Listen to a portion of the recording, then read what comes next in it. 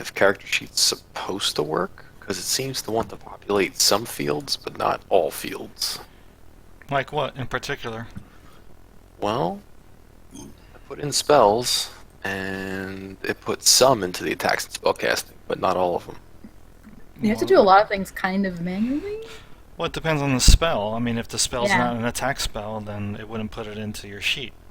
On Well, the it first totally page. gave me the finger on some other stuff, but I Like don't understand this- why there's red dots next to some. Oh, I think that's for. Wait, shit. Oh, that's because prepared. If you check prepared, it puts a red dot. It's just a So- visual indicator if you check prepared. But it doesn't register cantrips as being prepared, is my boggle. Because cantrips are always active; they're never prepared. Yeah, that You always makes get your sense. cantrips. Bards always get all their spells, because that's how they roll. So I guess they're all prepared all the time. Yeah, exactly. That's why all of the spells that you have red dots except for your cantrips, right? Well, it's because I clicked prepared on all of them. Oh, well, But that's what confused me, because the cantrips are prepared also. That's what was the... Hey Well, guys. hey, Hello. Is that Thornburg? There. Yeah, Is the Hey, other it's Eric. Yep, sorry. I was running a little late. you're Did you fine. just like walk into your house? Yep, I just did. I was just grabbing beers out of the fridge. And... Hello. Way ahead of you. All right. So I heard Ryan. Is that Ryan too? Yep, that's right. I think that's everybody. Hello. Yes, I'm here. I didn't hear Jay yet. Jay has his mic muted. Oh yeah, he does. Hi, Jay. Okay, he has his mic muted. And Eric's not really in the game yet. The other Eric. This is gonna get really confusing because now we have two Erics. Now we kind of have to call you. So like I'm gonna that? call the Eric that I know in real life. I'm gonna call him Irk, because that's Yes. what That we call work? him anywhere. Irk? Irk. Irk. Irk. Word Irk. Irk. Anyway, Nice so to meet you, Irk. Hey, how you guys doing? so Hey. So yeah, as I said, I've known Eric for 20 years. Yeah, I met Eric my first semester of college. We found out that we both kind of like the same stuff. At the time, we were playing Magic: The Gathering, which I don't play anymore. And That's such a money sink. right. But anyway, Eric and I, we've been playing D&D since we first met, and I know Eric in real life was the best man, one of the groomsmen at his weddings. Nice. That's The pretty- best man, or I one was of not the grooms? best One man. of the Wow. So, anyway, anything else you want to add, Eric? It's Irk. Irk? To avoid confusion. Because the other Eric was here first. No, that's pretty much OG it. Eric. Just get going and... Oh, I how do you see you- scale spells? Scale spells? Yeah, for, higher spell slots. Oh, so when you actually click on the spell from your character sheet, if it's a scalable spell, there will be a little pop-up window in the back, which sometimes you might have to look for, and then you can actually pick the level of the spell from the drop-down. So that'll happen before it inserts itself into the text scroll, right? Yeah, that's right. That's right. Alright. Nice. So, does everybody just want to kind of go from left to right and just introduce yourself to Irk? Yeah. So who first, me Yeah. or Eric? Okay, Yeah. me. What's up, Eric? My name is Ryan. I'm playing a fighter in this campaign. Yeah, his name's Kareem. He's pretty cool. Me personally, I don't know. I'm a management major. I don't know if that matters. I'm 23 years old. I'm sort of new to D&D, and that's basically it. I don't know. Well, Ryan's also the reason why we're playing this. That's Because Ryan actually was the guy who started up the whole looking for group thing, and that's actually how I met these people. Irk was because I responded to a looking for group for GM because I wanted to run this, but I wasn't sure who I wanted to run it for yet. and hence we started up the group. Hey, that's nice when the Nice. group finds you. Yeah. Make it easy. Okay, Susan, your turn. Go. Hi, Eric. You met me already, sort of. My name's Susan. I'm also 23. I play Zorana, the half-elf ranger, with Winter, the elk, as my companion. I love to draw. I have a AS degree in computer science. I do computery stuff too. I'd like to try to get into drawing, but shit happens. And drawing's a hard job to get. That's right. Yay. Yeah, hard to get paid for that, I'm sure. Yeah, You have to get famous. pretty much. All right. And Jay? I'm Jay. I play a rogue wizard named Zinfel Emberbrand. About me, I'm a web designer. Gonna be 40 next year. Got kids. Suck my soul out of me, but I like it. Fair enough. Yeah. I keep them around. I also know Jay in real life. We gamed, probably know each other, what, 5 years, Jay? Yeah. I met You through... ran my son in his first D&D campaign. That's right. His very first game. Oh, nice. I was the GM. How old? How old? He was 8 years old. That's Oh, pretty nice. cool. man. It's the youngest player What did I've he ever play? DM'd for. He was playing a fighter. No, he was playing a... Was he playing a fighter? Or a warlock? Or Yeah, a fighter. paladin? One of those things. He was playing a fighter. Okay. Nice. That's adorable. Jay, does he still play? Wants to, but I haven't brought him to any public groups. Since that day?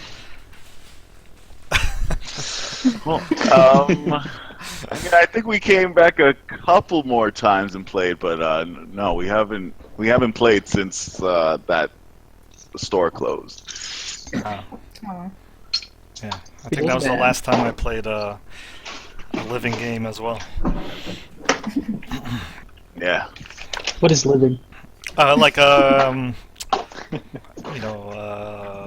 fuck, what is it called now? Adventurers League. Ah, Yeah, they used to be called like Living Forgotten Realms and Living City back in 3rd edition. So, but you know my reasons for not liking Adventurers League. yeah, something like the players sucked or something, right? I think that was the gist of it. No, the if I players remember are correctly. usually fine. It's usually the DMs and the adventurers suck. But... Oh, that's what it was. That's what it was. Yeah. Gotcha. All right, so the other Eric is our newest player. I think we've played 2 or 3 times already, right? Yeah, I think, just a couple times now. Yeah, my name's Eric as well. I play Thornbur, who is a cleric and a paladin, a very holy gentleman. And, I'm in real life, I'm 26. I live in New York City and work on a farm, urban farm. Good life. And I hide from my friends whenever I play D&D. Wait, your friends That's not don't true. know you That's play? not true. All right. No, that's not true. They've played with me before. They just won't. They just like aren't into it. Oh, really? So I have to go in another room. That's not true. They had a good time. It's just not. It's not for everyone. Yeah, it's not for everyone. All right, fair enough. All right, so last we left off, you guys were hanging out in Golden Fields. You were woken up around midnight from your stay at the North Furrows End Inn. when you heard Orin, the halfling bard, causing a ruckus outside, telling you guys, "Oh, the town's under attack. There's goblins and bugbears and ogres inside the city walls." And when you guys put on your armor and you collect yourselves, you got into the town center, where you find, the goblins and ogres and bugbears actually squaring off against Liferless, the awoken tree, who's currently shielding or protecting about a dozen or so children outside of the building that you knew as the orphanage. So one of the bugbears, the one closest to Liferless, which is the one I just pinged, he pointed at two goblins and he said to them these words. Just give me 1 second.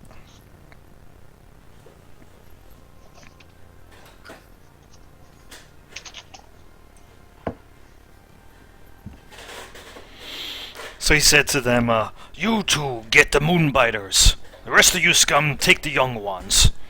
Easy to kill, easy to carry. Tender flesh for Gah." And then with that, those two goblins looked like they were going to go in sort of like a western direction. But Zorana was able to plug one of them in the head as you surprise the group by coming upon them. And then also with your party are 4 NPCs, which is Orin, the halfling bard, Miros, the Yeti bartender, Maxine, the older distinguished mage, and Shalvis, the curious shepherd, who asked a lot of questions. So, Emin, where you fit into all of this is that you heard the group coming, or actually leaving the inn, and also hearing the warnings coming from Orin. You followed the rest of the group outside. So, in essence, you were just about a round behind them. You're not going to get any surprise round like they did, but you will be inserted right into the initiative order along with the rest of the group. So, if you could, if you remember how to do this from when we played... Oh, by the way, Eric also played the only other campaign which I've ever run on Roll20, which was the Horde of the Dragon Queen. So Eric was actually one of the players in that as well. He was actually the only player I actually killed. Nice. Lucky guy. We have a long history. Yeah, I usually end up killing Eric's characters in some form or another, so... But anyway,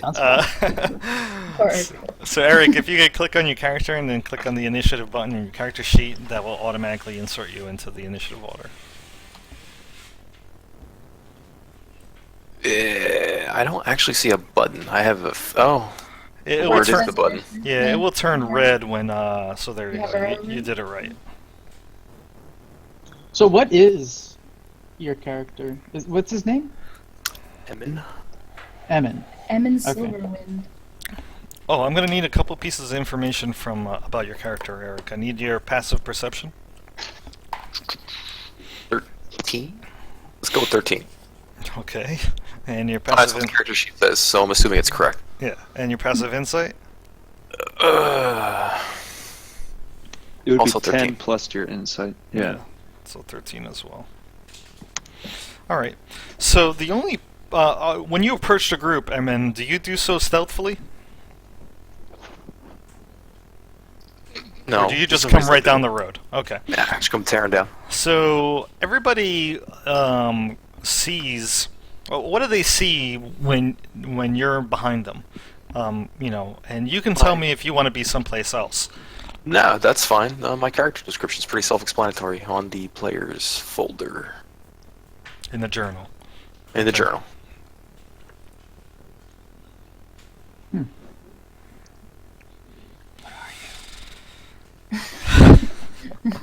You want to know what class he is? Is that Yeah. what you're asking? Oh, Maybe. he's a devout atheist bard. Okay. Okay. So he's an anti-theist. Sort of like that. Alright, so, you don't look threatening at the moment, though, right? You don't have any weapons out, you're not approaching stealthily, you're just kind of standing out there in the open. So at the moment, you guys don't really know what's up with this guy who you never saw before. Yeah, I don't even look back. I don't even see him. I'm just Like- looking at the goblins. Okay. So right up at the top of the round is Shalvis, who is currently crouched behind a nearby wheelbarrow, and he pulls out a hand crossbow and he kind of loads a quarrel into it, but he just stands there. He just kind of crouches there behind the wheelbarrow defensively, waiting for somebody to come in within range. He's kind of letting you guys lead the effort. So next up would be Zorana. Oh yeah, I already rolled a high thingy bob jig. Okay, well. I will move 5, 10, 15, 20, 25. I can get a better view of them. Oh, Is the musical? no, it's not off. It might be low on your end. Probably will. I'm gonna refresh real quick. And I'm gonna go big or go home, and I'm gonna shoot one of the ogres. That one over there.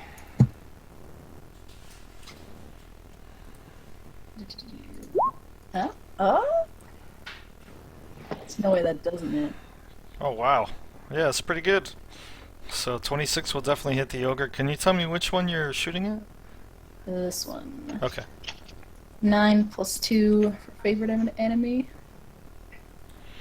Alright, so 11 damage to that ogre as you essentially get him right in the back of his shoulder as a arrow digs deep into him. He turns around, kind of like taken by surprise because he hasn't realized yet what's going on. Anything else? As I shot it, I'll just yell at him, "Leave them alone!" Alright. Eric, you'll notice that I gave you or Urk, you'll notice that I gave you guys tokens. Those are your inspiration tokens. So the way you use this, Eric, is you click on it and you just drag the card to the desktop. Or to the map.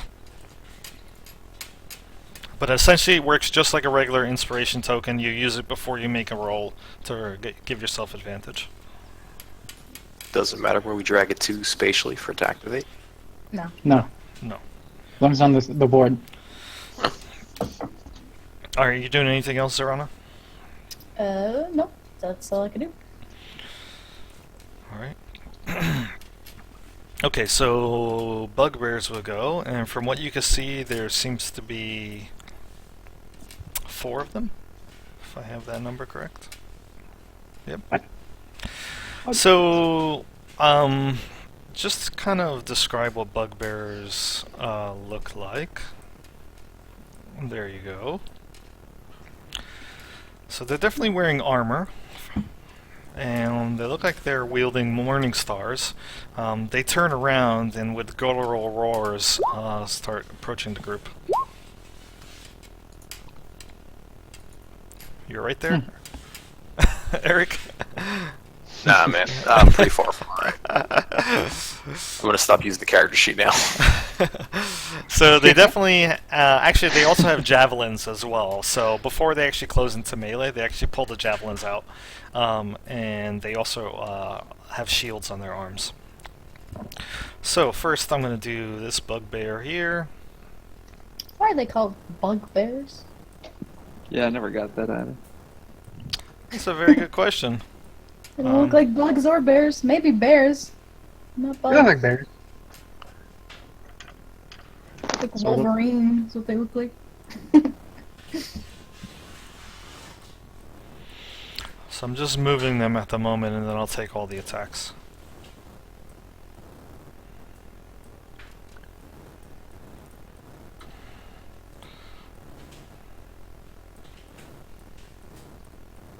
Evil bugbears. This guy goes behind some cover here. Alright, so this bugbear right here, he's going to take a shot with his javelin at Kareem. Okay. Kareem, you're Yes. 45 feet away. He has disadvantage because of I took a dodge action, if you remember. Yes, I do. So he's got double disadvantage because I don't 45 think feet is long range. Uh, Alright, so an 8 is definitely going to miss for him. Yep. This guy's going to attack Thornburr. Right? You did not take a dodge, but it doesn't matter anyway because he's No, I used my action to Yeah. bless, so I didn't take any kind of stance. I assume a 14 is going to miss you. Yep.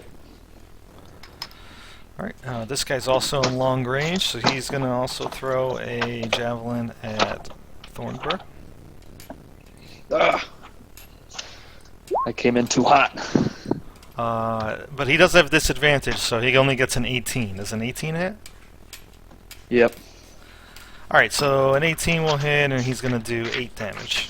8 piercing. Okay. Okay.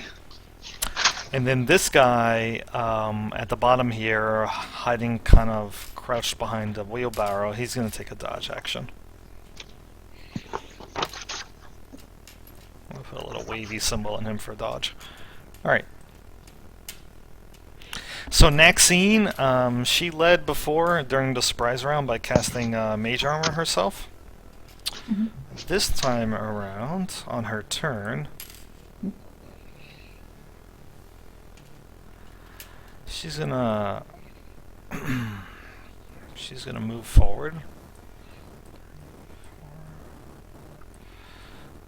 Kind of get behind this big wheelbarrow here, and then point at this bugbear as a bolt of fire comes out of her finger. Streaks toward the bugbear. Yeah, it's too many windows open. And, Turns trouble. but it misses. It just goes right over his head and into the grass. Okay, so Emin, you're up. I come jogging up the trail behind you guys.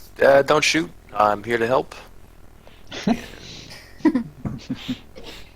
have had me fooled.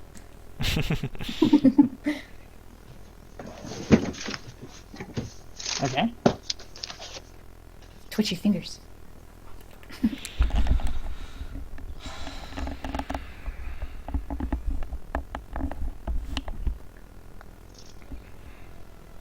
Anything else? I think he's measuring. It's planning. It's planning.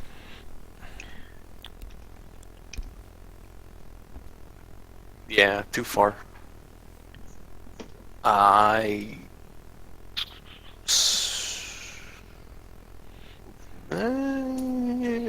Move again. Alright, so you're taking a dash action.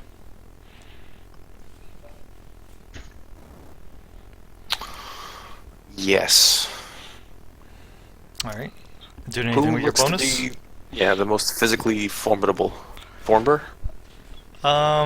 You saw two guys wearing heavy armor, which were Thornburr and Kareem. I can't see Kareem. No, not from that position. He's kind of blocked by a giant wheelbarrow. Okay. So. Or cart, actually. Same thing. They Yeah. both built pyramids. You in the red with the sword, don't stand there. Go get him. You got this. I give you inspiration. Nice. I love that the first thing you did in this game was give another Eric inspiration. Well done. Beautiful. Great start. Alright, and that will give him like a bonus 1d6, right? Yes. Usable within the next 10 minutes on Perfect. any d20 roll. That sounds legit. Yeah, I think so. Nice. Alright, Kareem, you are up. Okay. Don't forget, you guys, that the little heart with the circle, that's a bless. Right. Yeah, so any attack or save you do, you can add a D4 for for the next minute. I'm gonna get to this position here. And then I'm gonna use one of the javelins that I have that I got from that town area. And I'm going to throw it at the guy. At closest bugbear? Yeah, right here. Alright. Did it hit? 21? Oh yeah, it's 6 damage. alright. He takes a javelin. It actually doesn't stick in him, it just kind of cuts across his arm. Okay. And then I think I get 2 attacks now that I'm level 5. You do. So I'm gonna throw another javelin. Sure. Take that. I have 2 javelins, so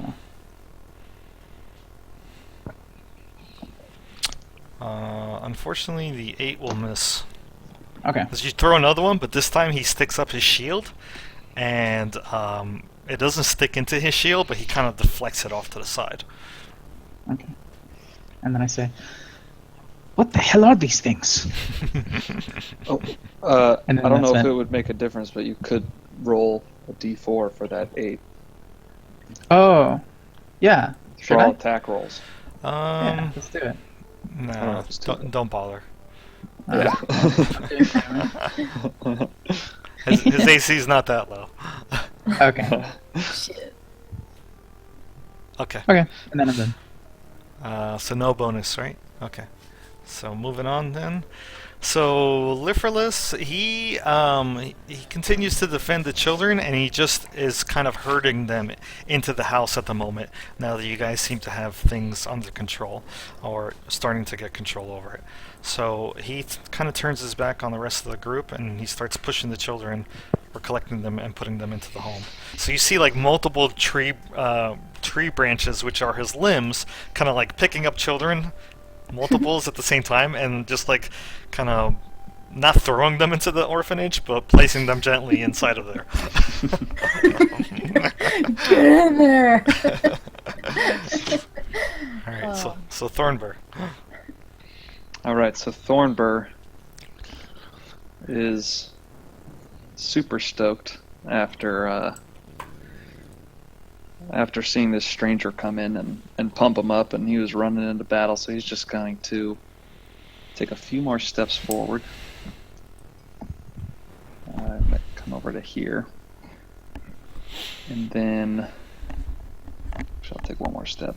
And then throw a javelin at the bugbear directly in front of him. All right. All right. Just give me 1 second. Pull that up.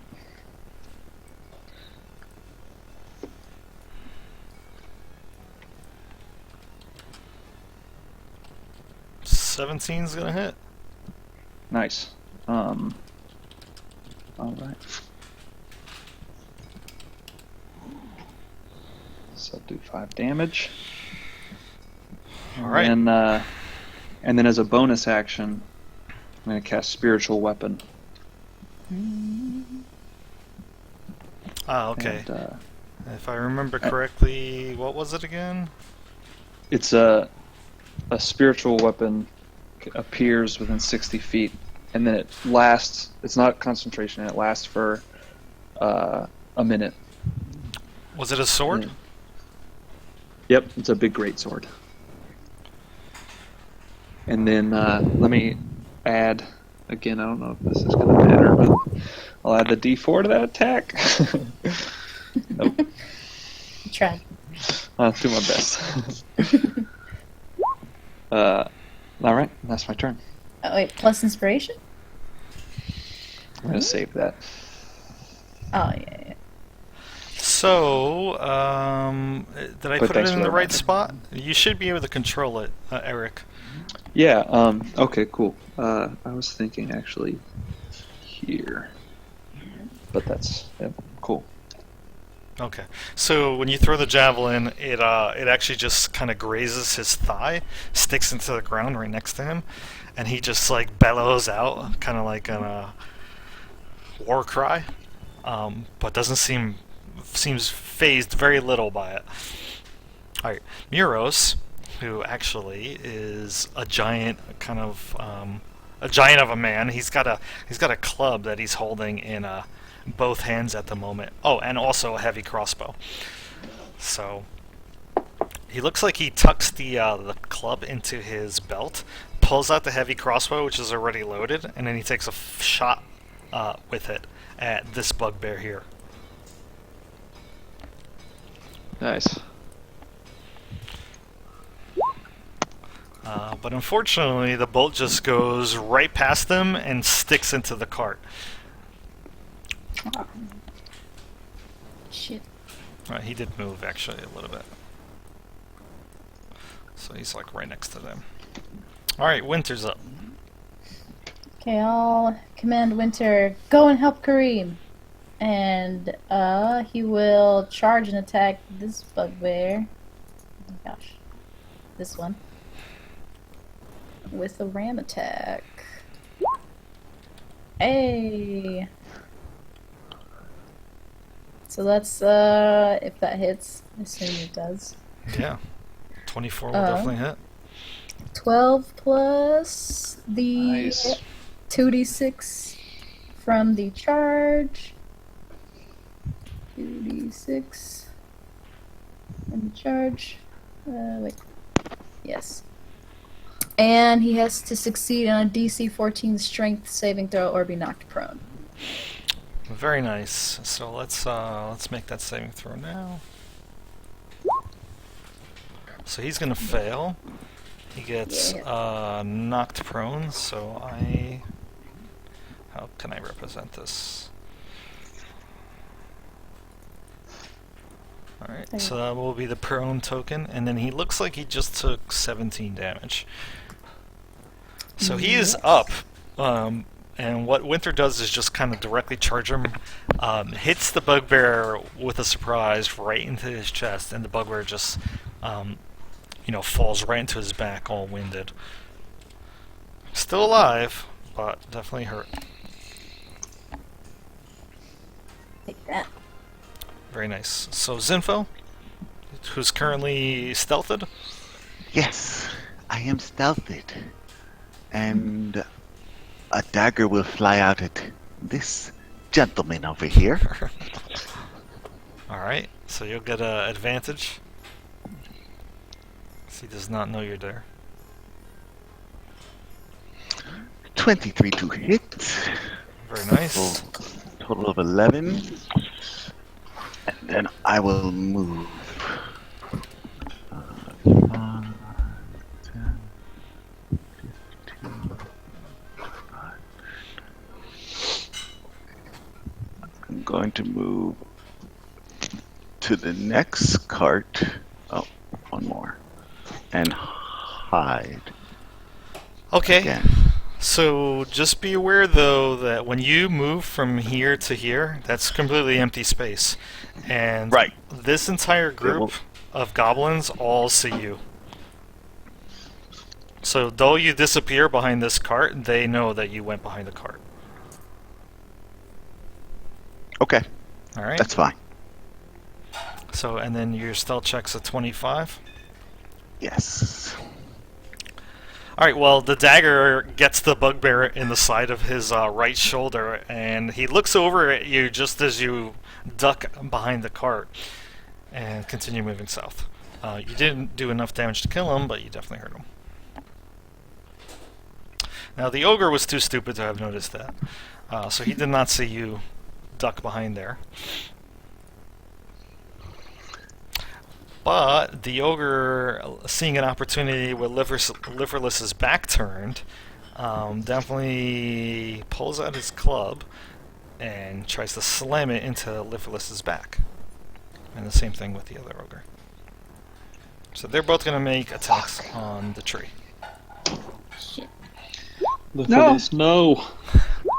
Not the tree. So Oh, shit. let's see if a 10 hits. I don't think it does. 10 will miss, but a 24 will definitely hit, and it's going to hit Liverless for 13. No! I wouldn't imagine a tree is very dexterous. Yeah, but he probably has a lot of armor and stuff on him. Well, you can hear like the cracking of branches as the ogre on the left actually hits him, hits his trunk solidly, and Liverlish just bellows out, "The children!" And No. Orin's turn. So Orin, who was kind of ducked behind the little cart there, may do something. Let's see what he's got. Can I see this going on, or is it too far for me to see? Oh yeah, you can see that. Wow. Is this daytime or nighttime? Not It's fun. midnight, Okay. nighttime. There's a big bonfire in the center of the town square. Right. Still burning. Oops. Clicky fingers. Clicky fingers. Good old clicky finger. Alright, well, Orin's gonna be a little brave. Oh, he's only a halfling, so he moves 25 feet. And he's gonna fire, he's gonna shoot a dagger at this bugbear there. Let's see, so... unfortunately, it's still gonna be long range. So he's gonna have disadvantage on this. And a 13's gonna miss and go right into that bugbear shield. Ah, goblins now go.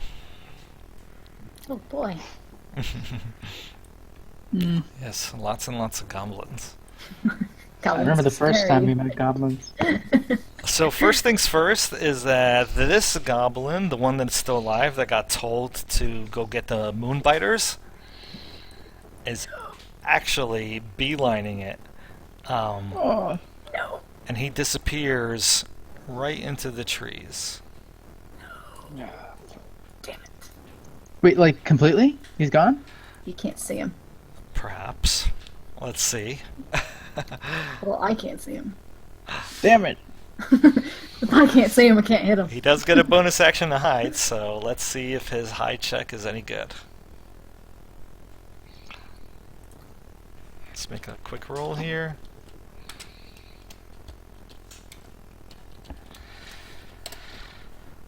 Oh yeah, everybody can see him. He tries to duck into the trees, but it's not. I mean, he's got some cover from the bushes and stuff like that, but everybody can easily spot him. And this one, like I said, got killed already, so I'm just going to remove that blue dot. However, the other 8 goblins or so are still alive. A large group of them goes to find Zinfo. That's the first thing that happens.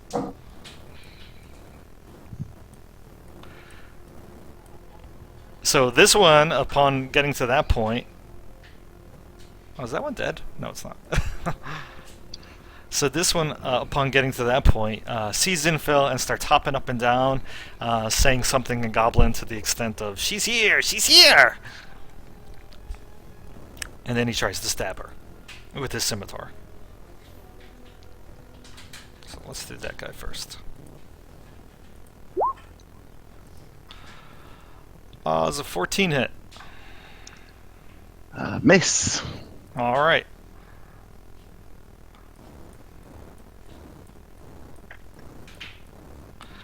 This guy tries to do the same thing. 13 will miss. Yes. That guy's just gonna try to surround you. Where's Rilix right now? He's kind of on your shoulder? Or is he actually in that square? He's in that square. Okay. Smart answer.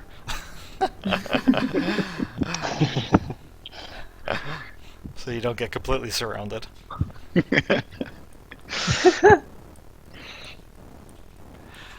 The other guys are just taking, you know, the dashes essentially to get to you. Oh no. Oh god. Help our friend. And at that point, you're completely surrounded. The other 3 goblins, they pull out short bows.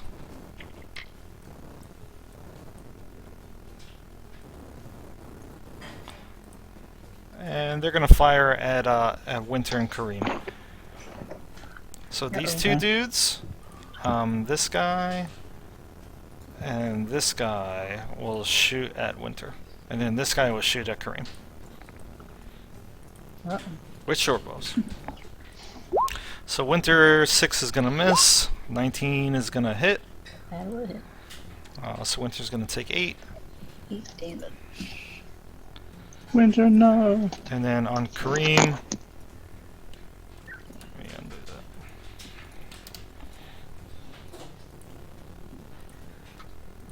Damn. that. 8 will miss. Nice. All right, and that is finally the end of round 1. We did it. Shalvis's ready action did not go off, A whole 6 seconds. so he's gonna try to get a little bit closer.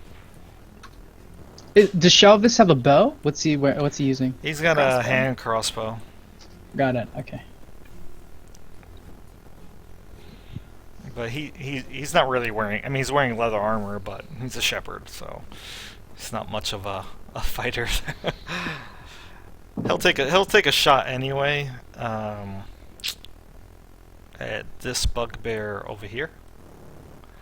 But that's still going to be long range. Nice.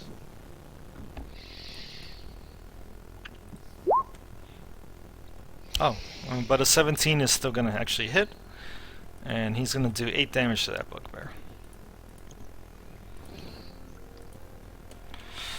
Which gets the bugbear with a quarrel right into the chest, but he's still alive. Alright, Zorana. Alright. I'll try and move a little closer. Oh, what? That's not therapy. Over here, was that it? Yeah, okay. I'll move over here. And what was the range on that? Shit, that's not enough range. Yeah, no, it's not. Well, I don't know if it's not close enough. No, I'll just do a regular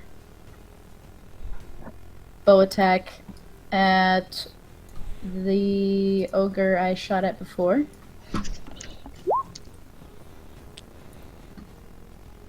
$21 to hit.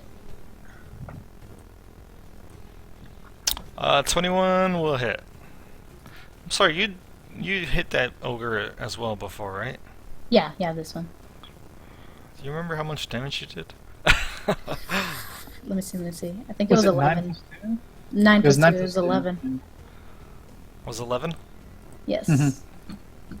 I don't know why I didn't And- record that. All good. And with my Rager Conclave coordinated attack, since I attacked, Winter gets to make a melee attack on my turn. So he will use hooves on the bugbear he's next to. Yep, and he'll get advantage as well because the guy's prone. But a 12 is still gonna hit. So the guy manages to put up his shield in time so that Winter's just kind of standing on his shield. It's probably heavy. It's like Yeah. 800 pounds. Bugbears are big and strong, but yeah, he's not crushing him or anything like that. It's just temporary. Yeah. But Zorana's finished now. Yes. Okay. Alright, so this bugbear, he's going to stand up with half of his movement. The one that was on the ground underneath Winter. And although he's got a big giant elk in his way, he pulls out his Morning Star and swings it at him anyway. That's racist. Oh shit. So he manages to slam the Morning Star into Winter's kind of like flank, dealing 13 piercing damage. Oh, okay. Meanwhile, I have 3 other bugbears. So this guy's pretty wounded. He's been hit like 3 times, but he runs up to Miros and tries to slam his Morningstar into the Yeti.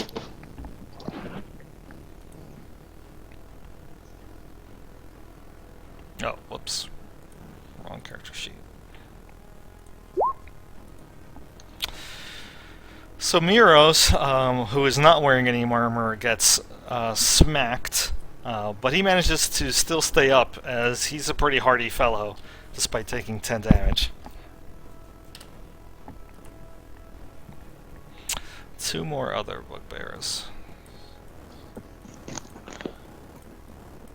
So this one joins in the fray, does the same exact thing. Hits Miros for another 8.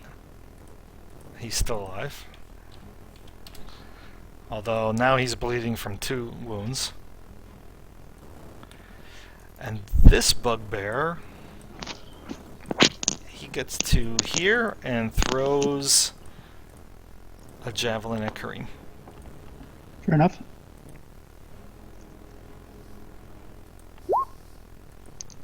And misses. As you're able to just like duck right under it. Nice. Alright. Dodge. So Naxine the wizard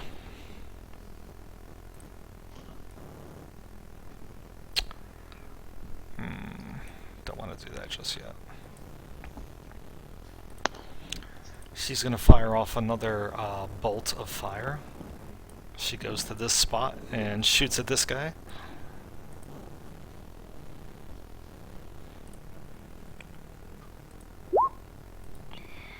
But misses again as he puts up his shield in time.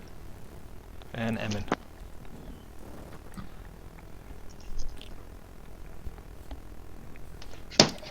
You're up, Eric. Urk. So I jog to there, and in heavily accented giant, I shout, "This town is claimed by Thrym. Flee, and the slowest or the fastest of you will live." And I drop a sleep there, which should get everybody except Winter. So 3 gobs, maybe 4, 2 bugbears. Yeah, yes, sir. All right. And we'll let me see if I can work the character sheet. Looking. Yeah, you did it right. 13 No, hit see, points. no, because I wanted to bump it to a 3rd level spell. There was no pop-up. Oh. Okay. How'd I do that? No Or problem. should I just roll? Yeah, you could just manually roll. Did you click on the spell? Oh, you know what? There might be a setting in the settings that allow you to scale it up. But normally you shouldn't have to do that. Anyway, just roll the, what is it, 2d8 for every additional level? Yeah, so I'll roll another 48. Yeah.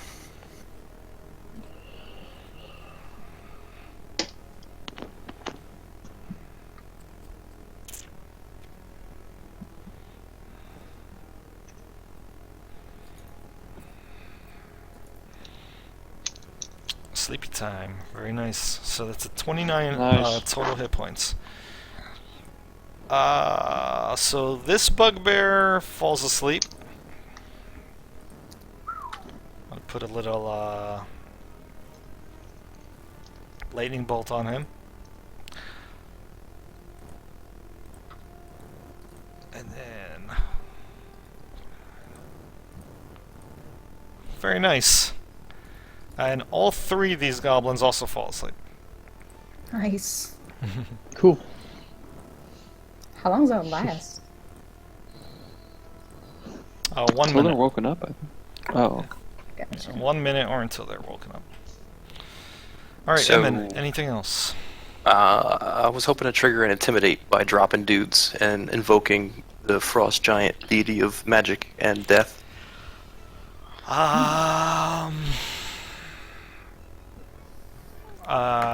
The bugbears have no idea what you said, and neither do the goblins, which are asleep, and the other goblins are paying more attention to Zinfo right now than you. So it's a nobody pretty- recognizes Giant. Alright. The only person that probably would know what you said would be Zinfo, who's currently surrounded.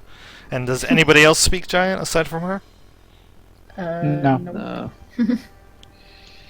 Yeah. Just kind of stand there, shake my head. Thornbur's impressed though. Whatever you did, it seemed badass. Thornburg is very impressed. Yeah, this whole area by the bugbears and the goblins just kind of explodes into like silver dust, very similar to the fairy dust that you had, unleashed in Zephyros's tower. And then 4 guys just like, fall over asleep. Oh, and inspiration is 60 feet, not 30, which means. Dun, dun, dun. So I You think see him you there? have to be able to see your target, though. I can see him. He's got a flying cat next to him, and I can see half of his square. Can you? From the dim light, like from the fire. It's like dim light past this point. Yeah. I mean, if you want to say no, that's fine. That's how I was able to target him. Yeah, I don't think you could see Zinfel. Not from your spot. These are large, like wagons. All right, then I shot a Kareem. You with the whips. Come on, start whipping shit. So, Kareem. Inspiration. Okay. I feel Such inspired. inspired. I don't know if you feel inspired or insulted. Either way, you feel something. Alright. So, Emin, I assume you're finished at this point, and Yes. It would be Kareem. Okay. I'm going to walk forward a little bit.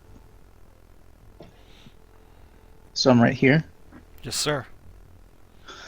And then I'm going to yell to my friend Zarana and use a commanding strike and say, "Hurry! Help! Help the tree man!" And then, yeah. So now she gets an attack on the ogres. I'll make an attack roll. 16 will hit the ogre. Sweep. It's the same one. Nice. Another 11 damage. Oh, plus 2. So 13. another 13. Plus a d8 because it's my superiority die. Holy shit. Ah, Nice. So another 5. Alright, so the ogre gets a second arrow to the back, but it is currently still concentrating on Liferless and is still up. Damn. The folds on his back, his heavily muscled back, are able to ignore the pain from the arrows for now. And that's all I can do for now. Alright. Okay, so Liferless, who has, spent most of the last round shoving children into the building, this time turns around and says,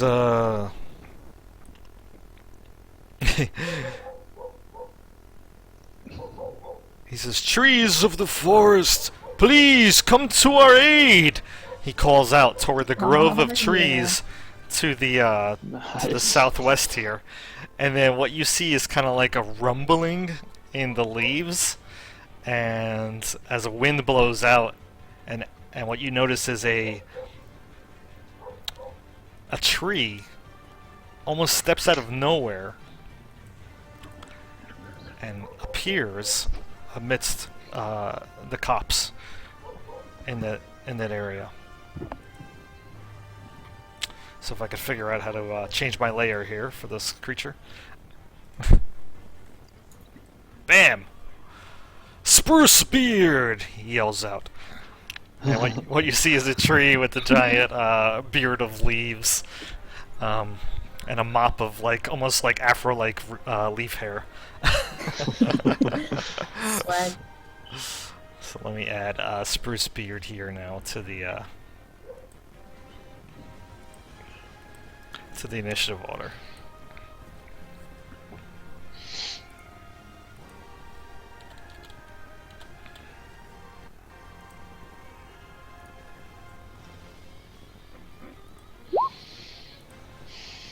Nope.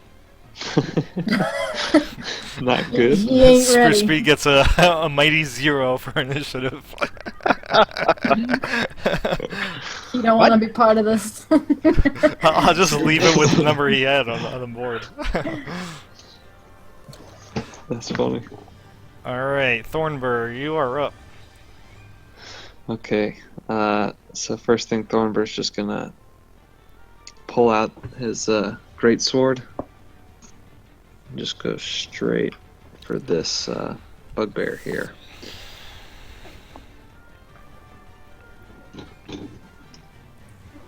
Sorry. There it is.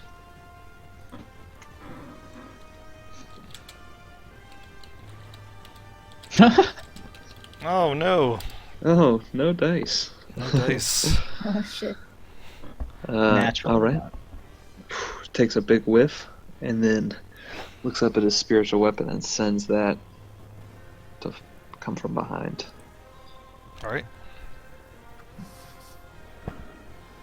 Get him. Ooh.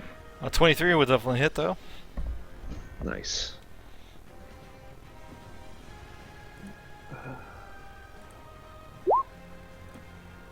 There you go, 10 damage. All right, sweet. So you can describe what happens to that Nice. guy. Oh, nice. So Umber just whiffs and sees the spiritual weapon and sends it right, and it just like sticks him through from the back, and then just like falls out, comes out of him, and he just falls to the ground. Sweet. Yeah. Anything else? Yes, I will use the rest of my movement to just come up next to Miros there. Okay. That's it. So Miros is now up, quite wounded. He attempts to grab the bugbear in a bear hug, and he says, he bellows out. He says, "Come here and let the Yeti give you a hug." Oh, very nice. As he gets a 20, grabbing the. Nice. Yep. So now that bugbear is currently grappled.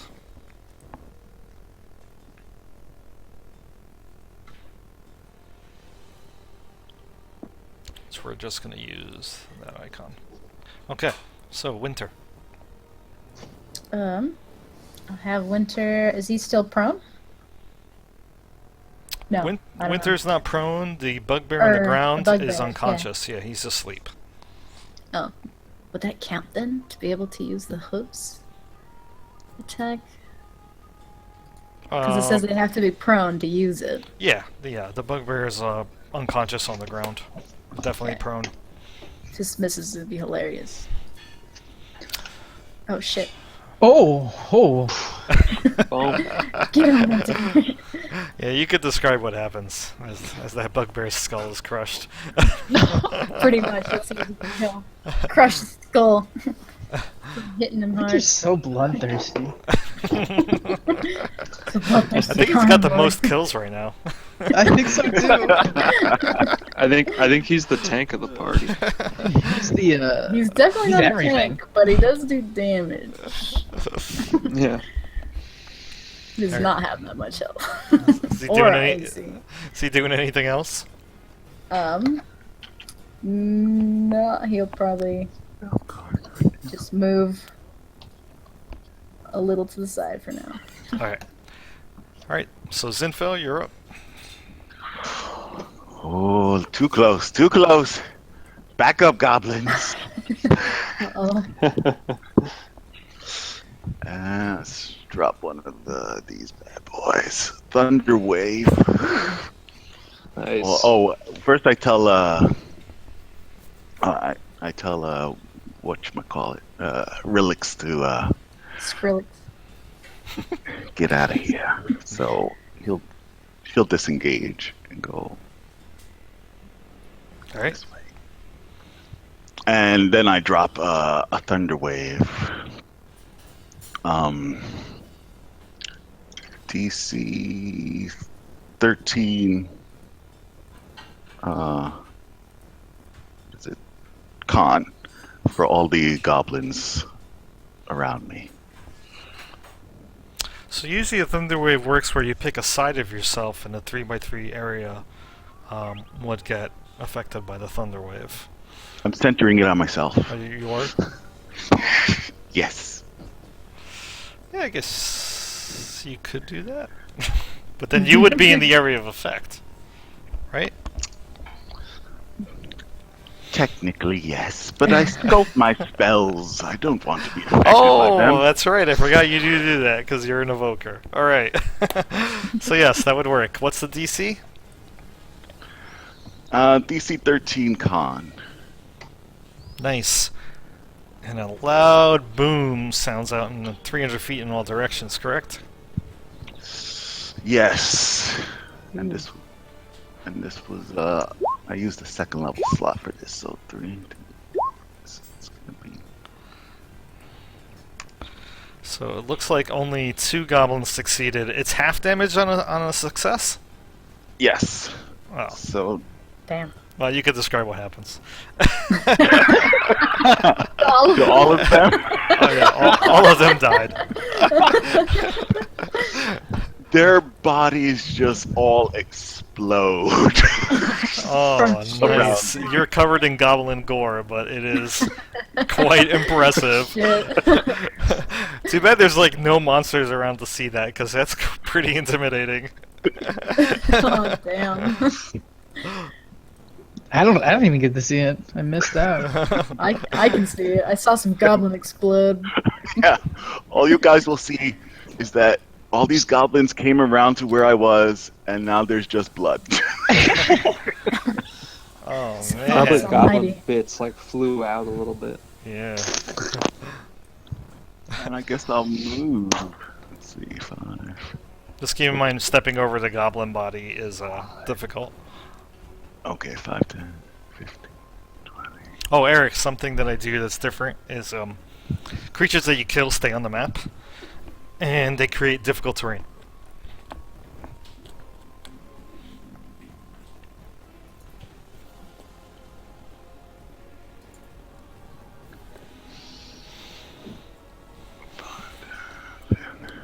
Okay.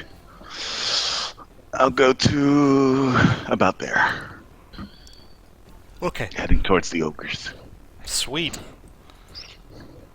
Alright, well, the ogres ignore you for now and continue to beat on Liferless with their great clubs. And both are actually going to hit him for 31 total damage. Shit. Oh No. my So, god. Liferless is actually still alive, but he is cracked everywhere. He's got huge dents into his tree trunk.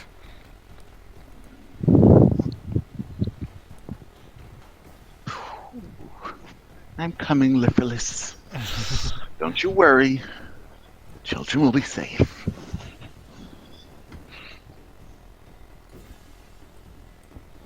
Alright, so Orin's gonna move to here.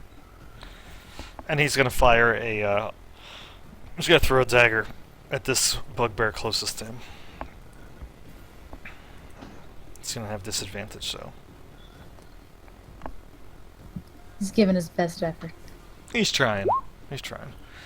Fortunately, he does still hit with a 21. And he manages to get a dagger into the side of that bugbear. Alright.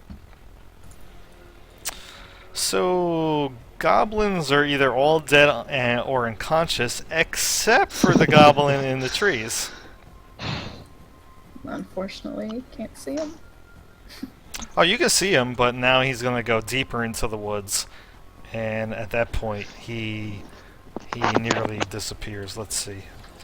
Get him, Spruce Beard. Well, from where I'm at, the cart's probably blocking him, so I couldn't really see him. Yeah.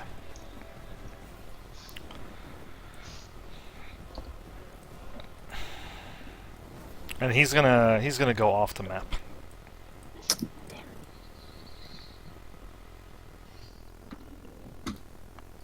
Although you do hear his voice calling out in Goblin from the woods. Does anybody actually have Goblin as a language? No, I only speak Orcish. We speak Infernal. It's the same dialect. Not at all. Alright. Okay, so it's going to be the top of the round 3 now. Is Spruce Beard in there? Oh, that's right. I must have skipped him. I think he just didn't in the turn He order. just zero. Doesn't He's even- like he's in the wrong spot. You're right. That's what they were. Spruce Beard. Let's see, what do you do, buddy? Or Shalvis? Is your Shalvis? Ishavas is at the top of the round. Oh, gotcha.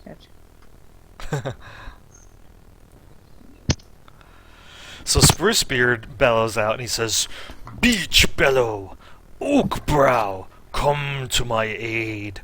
And then you see, you hear that goblin that was in the woods just scream out as two more tree ants appear.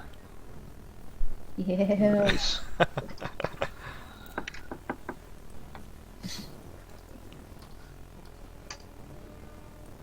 Sylvanas smiles on us today. Except that this one is closer to here. And this guy's like there. Oh, 1 second, my mouse ran out of power. Not like this. I gotta plug it in.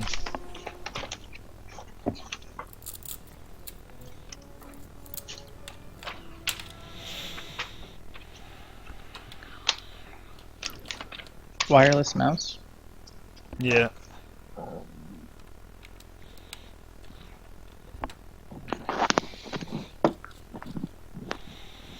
Alright, I got my mouse back. So now we're at the top of round 3. And Shalvis reloads a bolt in his crossbow. And he fires it at the this bugbear here. But he tries to get a little closer first. So he doesn't have disadvantage. And misses anyway. You hear him curse, he says, "Damn it!" And then he goes back to the cart. Alright, He's not Zorana. inspired. He can't see Zinfil right now. No. I will move closer to Winter and give him a pat. Be like, it's alright, buddy. You'll be okay. And I will... Wait, is that far enough? Yes! I will Hunter's Mark. This ogre, the one on the right? Yes, I will Hunter's Mark the Ogre. And then I will shoot him. Where's all my windows at? Okay, so buttons, Hunter's Mark, and shoot him. There, I like Crap. the little archery symbol. AC 12 on an ogre. +4. The blessing. Not needed. Yeah. Nice. AC 12 will Oh. hit anyway. Yay. Okay. So 9 + 2. Plus Hunter's Mark, extra 1d6. 9 Alright, + 2 + 3. 9 + 5. So 14. 14. Winter's Alright, not close enough to hit me, so the ogre gets hit in the back of the leg with another arrow, but is still alive. This time he turns around and he says, "Who keeps shooting me?" Get over here, you big ugly brute. Show me what you got. Alright. And is Winter using any reactions? No, he's not close enough to melee anything, so. Unless he wants to hit me. There's a... Oh, he has to already be in melee. Melee range, yeah. Yeah, I get it. Alright, so... Bugbears go, of which there are 2.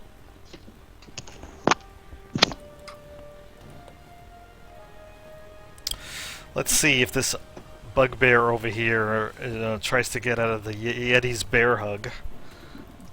If he manages to succeed or not. It's a DC 13 on a strength. Oh, he fails. So he's unable to break free of Miros' bear hug there. And he loses his turn doing that. And then the other bugbear is currently facing Kareem and Winter. He pulls out his Morningstar and takes a step closer. Okay. Tries to swing at Kareem.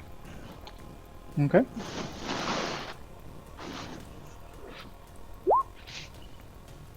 But Miss. whiffs. Use my shield. Knock it off. Alright. Next scene here. She's just gonna double move. Alright, Emin. Alright, I jog closer to the ogre, and I heard it speak common, yes? Yeah. I yell out in common, take the other ogre and run! Suggestion, DC 17. Alright. That's a charisma, right? Or is it a wisdom save? It's a wisdom save. I mean, whatever's lower, it's an ogre. The ogre kind of blinks once, then twice.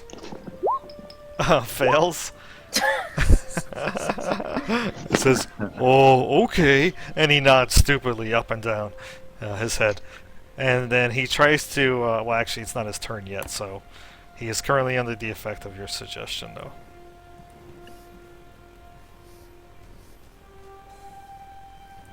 All right. Anything else, Simon?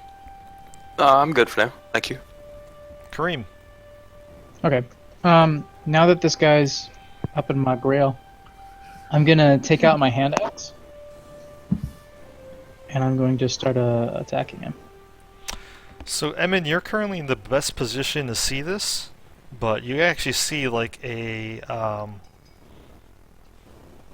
far in the distance, just off the map, a large group of more creatures approaching. Shit. What direction? Bottom? Toward you guys. I mean, what direction of the map? They're moving this direction. I don't actually... You see the blue arrow? Yeah, coming in from the left? That's correct.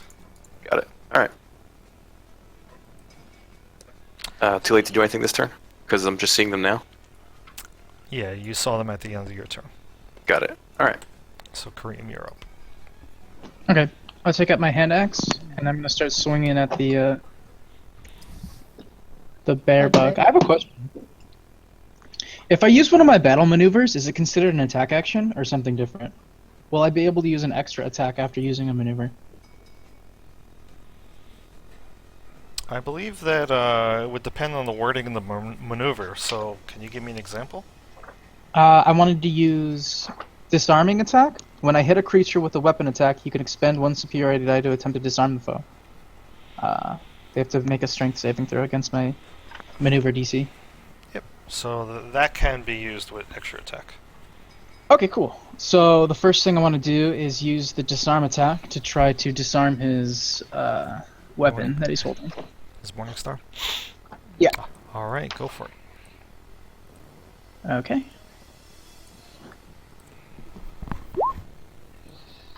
Yeah.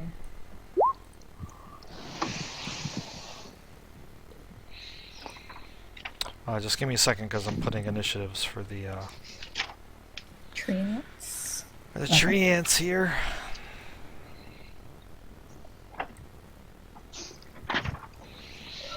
Which all go Yes, right after another. So what's the how do I prevent this from happening, Kareem? He must make a strength saving throw of 13. Oh, he Damn succeeds. Okay. And then oh, and he also takes an extra D8 because it's my maneuver.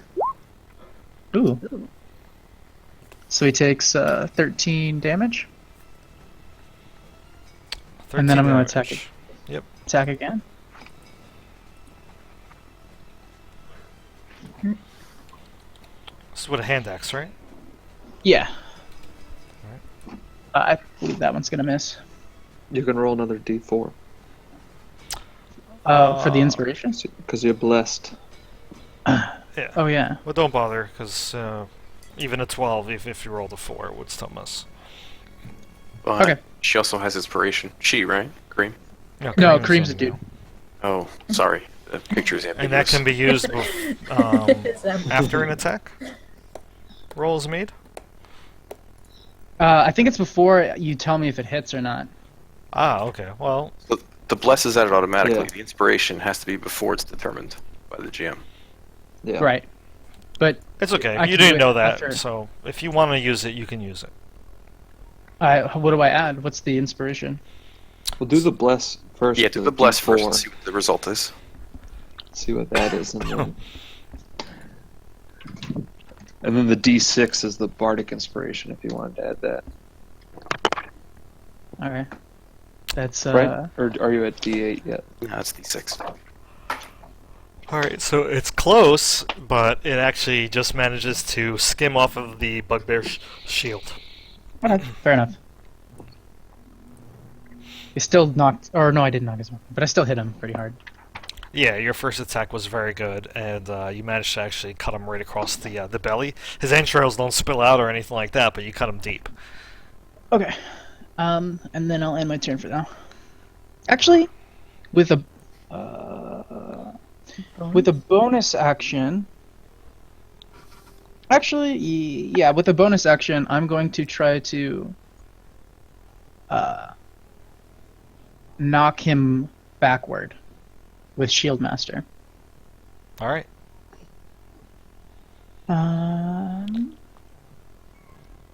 So it's going to be a shove action. Yes, it's athletics versus athletics. So his athletics versus mine. He's got a 20. Damn. Good job. This was the guy who bellowed out the orders before. Okay. He smiles at you as you push your shield into him, and he says, "You tough for a human." Well, thank you very much. Me tougher. And at this point, Lifferless is gonna go. So Lifferless, who has summoned enough trees, decides to finally go on the offensive, and he attacks the ogre with the. Would he know that that ogre is under suggestion? Yeah, I would say he does. So he attacks the ogre that is not under the suggestion.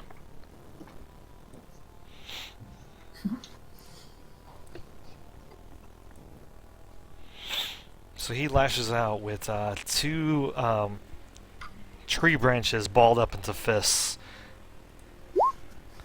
First attack misses horribly. His second attack, however, does 15 bludgeoning as he smacks it right into the ogre's face. Nice. That is all Lifferless is able to do. Thornburg. Alright, first thing is I'm going to move my spiritual weapon. Alright. Whoops, too far. Right there. That's. And I think it's only 15 feet. that's only 15 feet. Yeah, you went from there to there. Yep. No, I meant I went too far and then I moved it back. Sorry. Okay, so make an attack. Oh, I see now. Because you're From there? attacking the bugbear that's currently being grappled. Yeah, 24 will hit. Yeah. Okay.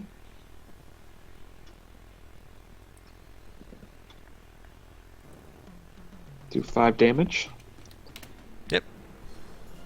And then seeing Miros just taking control of that, I'm gonna look down at the ogres, and I'm gonna use my fuck it, I'm just gonna go. I'm not gonna disengage. I'm just gonna run away. Yep. And use all my movement to move down. Yeah, that bugbear is not taking the If AO on you. they're He's- grappled, they don't. Yeah. Okay. Cool. Nice. Well, that's great. I thought I was going to get hit there. He's and then I'm going occupied. to cast. Good. And I'm going to cast a guiding bolt on the ogre, who is.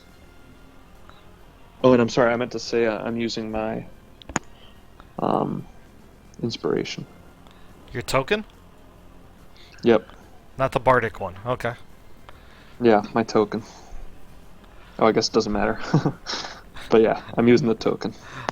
Alright. Alright, And no problem. that's- So AC 24 will hit. And that's on the one who hasn't really been attacked yet. The one that One Lifferless to just the- punched in the face.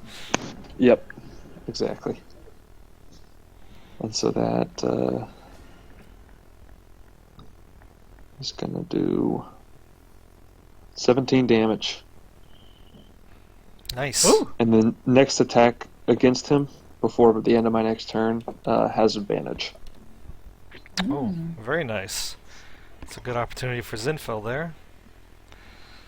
So, first your spiritual weapon cuts into the back of the bugbear, gets him across the back of his head as he's still being grappled by Miros. But then you followed it up with a what is it? A bright bolt of light, right? Yeah, this It is just a bolt of light. shoots out and hits that ogre like right in the back, causing smoke to rise out of it. All right. I'll say to the 9 hells with you, fiend. All right. So Miros, he is just going to squeeze really hard.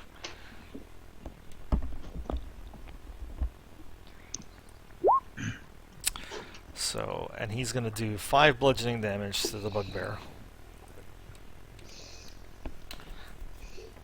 Damn. All right. Winter?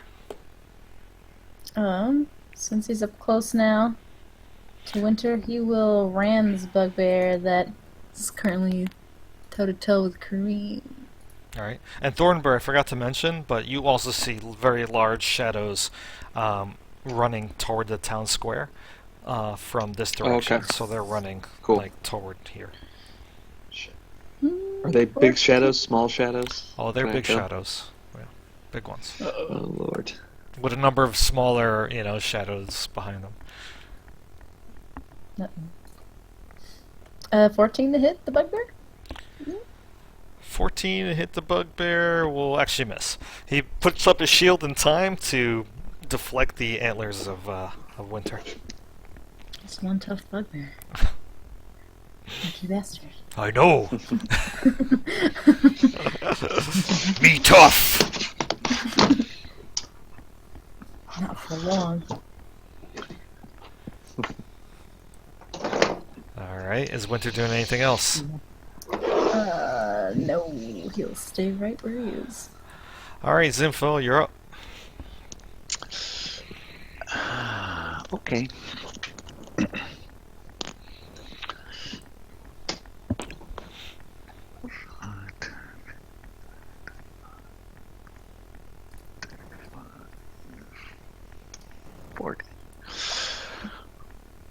Let's get behind this guy. And I have advantage on this guy, right? That's right, from the guiding bolt. I love advantage. Okay.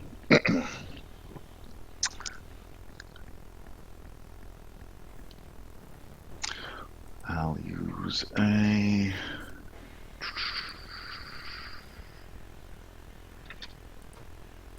cast Booming Blade. So it's a 23 to hit. He takes 5 piercing damage, 8 thunder. If he moves, he'll take an extra 11 damage. What about your sneak attack? Glad you asked. 10 extra speaker. So it looks like you did a total of 23. Holy shit. That's very nice. Let's see. That's not enough to kill the ogre, but it's definitely enough to cause him some serious pain. as he's taken aback as you come up behind him in a somersault and dig your rapier. Yes. All right behind his lower back, almost pulling out a kidney in the process. And then as a bonus action, I will move back a bit out of his range, which does not provoke because of the mobile feat. All right, yes, that's correct. I'm just gonna reload here for a second because my sound's not working. Uh-oh.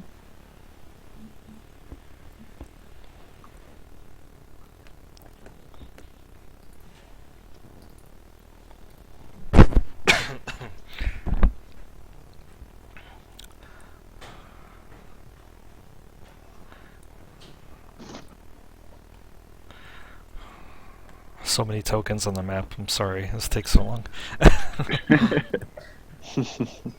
All good. Okay, cool. So everything is back. Music's up again. Alright, so Zinfel, looks like you're finished at this point. Yes. Ogres go. This ogre is like scared shitless of you right now. The other ogre, he just turns tail. He starts disengaging and he just goes through the building, between the buildings as he starts running away. So he gets to about there. The other ogre is pretty pissed at the moment. He's trying to decide between attacking you or Lifferless. Come to me. So we'll say high is you, Lifferless is low. Come. Actually, Come. evens is Lifferless, odd is you. We'll do that. So he turns and he swings at Lifferless instead. Oh. Oh no! When I reloaded, all my windows closed. So give me a second.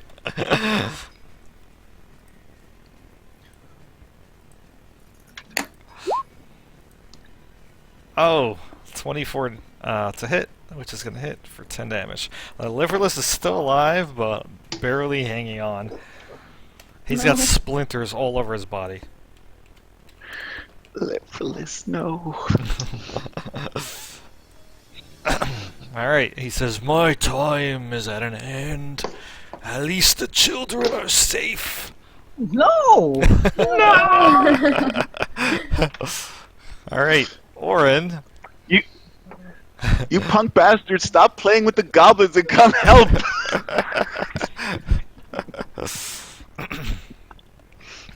Alright, so Orin helps Miros out. He moves behind the bugbear and attempts to stab him with his dagger there. I've got to open Orin's sheet now.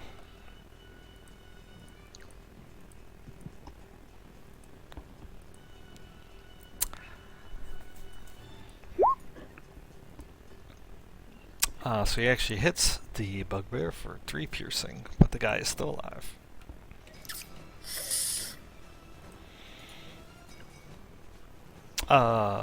Goblins I'm going to skip for now. The 3 Treants.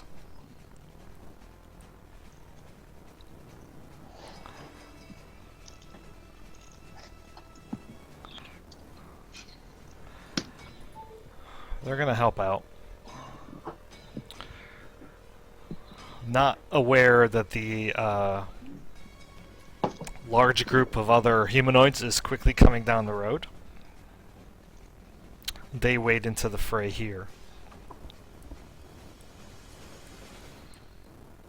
Help Liverless. Yeah, one of them, Spruce Beard, he comes over and let's see if they have reach or not. Can whack down their afro heads. They do. So it attempts to slam its fist into the ogre, which it does, and takes that ogre out. Oh shit. Wait, he's like out? Oh yeah, the ogre just crumples under the fist of the treant. What? Holy shit.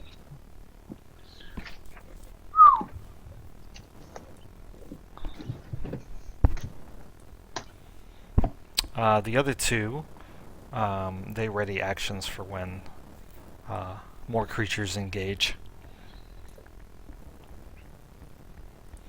Which is right now, because suddenly onto the scene as another group of bugbears, ogres, and goblins.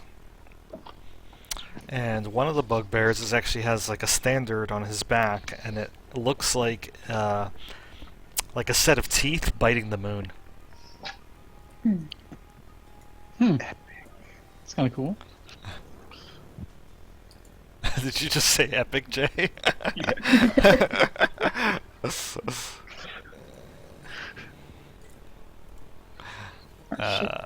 There you go. So, a ton of dudes just pour out. Beach Bellow and Oakbrow. You can see their names, right? Yes. Okay. So both of those treants, one of them takes a shot at the nearest ogre. He swings a fist at the guy. Hits the ogre for 12. And the other one swings for the bugbear. Oh. And does not kill that bugbear, but hits him really hard. Oh shit. Alright, so Shalvis goes. He's going to attempt the same thing he did last round, which is take a shot at that nearest bugbear.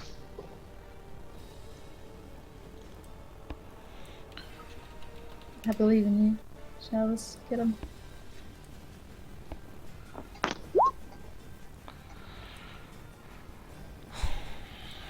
Oh, he's going to miss. Alright, Zorana, you go. Can I have advantage on a spell? For like cure wounds? What did you just say? Can you Can have I advantage on cure wounds?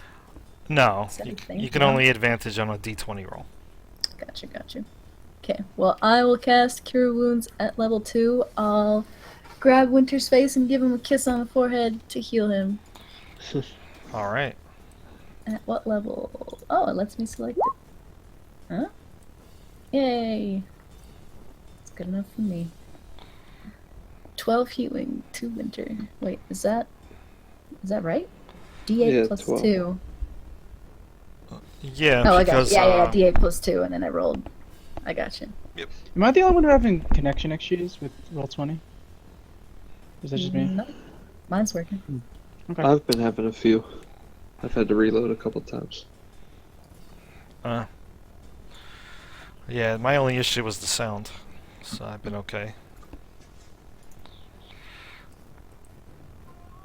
Alright, well, Bugbear's on the scene. This one says, me, Cortex, now you die. And he swings his Morning Star at Kareem. Okay. Does AC 20 hit? Yeah. 15. Okay. When I get into the Ooh. game, I'll change that. Oh, shit. Oh, another question. It said as a bonus action I could move my hunter's mark to another target, but that's only if they died or something. I don't know if I could move it from the guy that ran away. Oh, yeah, that's true. No, I think you need to recast it, That's fine. because he is running away. Yeah. I'll let you know when he dies, though. And actually, if you recast it, you don't have 200 marks up at the same time, so Yeah. it would just yeah. move to a new guy. Yep. Well, next Wait, scene didn't he- upon seeing this says, "Oh, by the gods, so many of them." And she says, "I think it's time for some real firepower." She moves to there. Just gonna move to this spot right here. And you see her start chanting as electricity starts to pool in her hands. Unfortunately, she does not have Fireball. Which would have been awesome in this particular situation. So we'll do the next best thing here, which is Lightning Bolt. So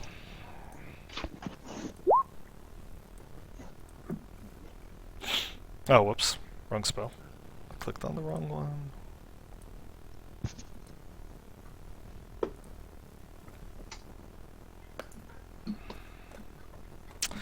I need to look up the range of Lightning Bolt because I do not remember.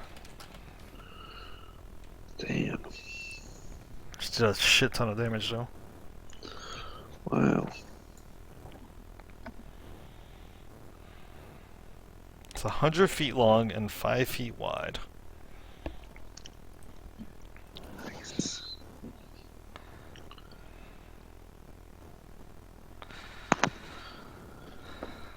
Yeah.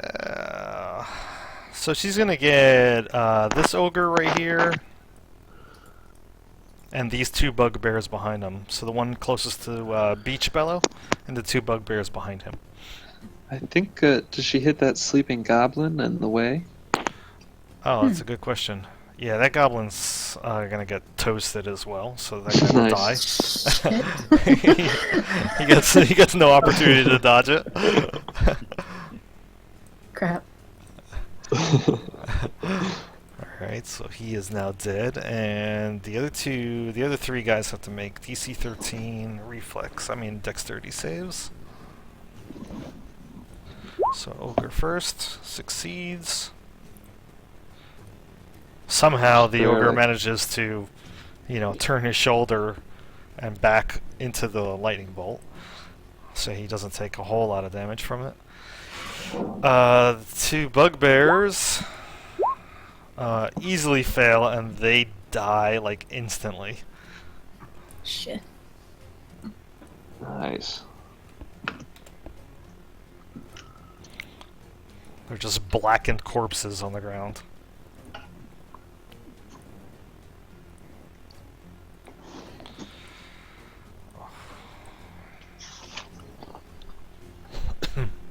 Holy fuck. Alright. So many NPCs to control. So sorry, guys. That was Shit happens. madness. It is madness. It is epic, though, as you said.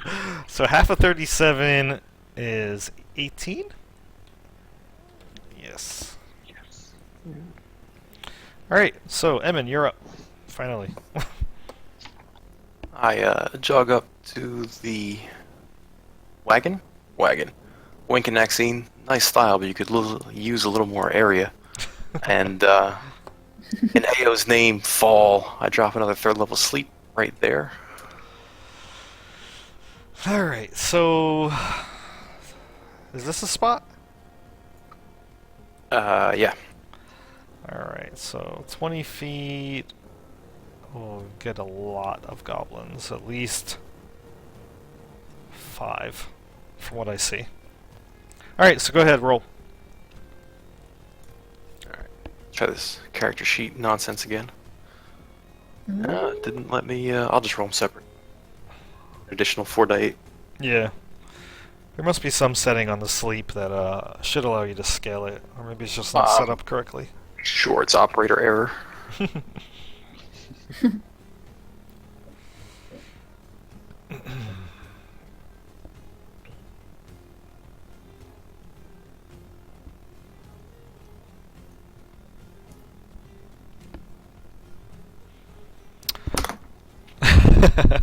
So 41 total Nice. hit points is very nice.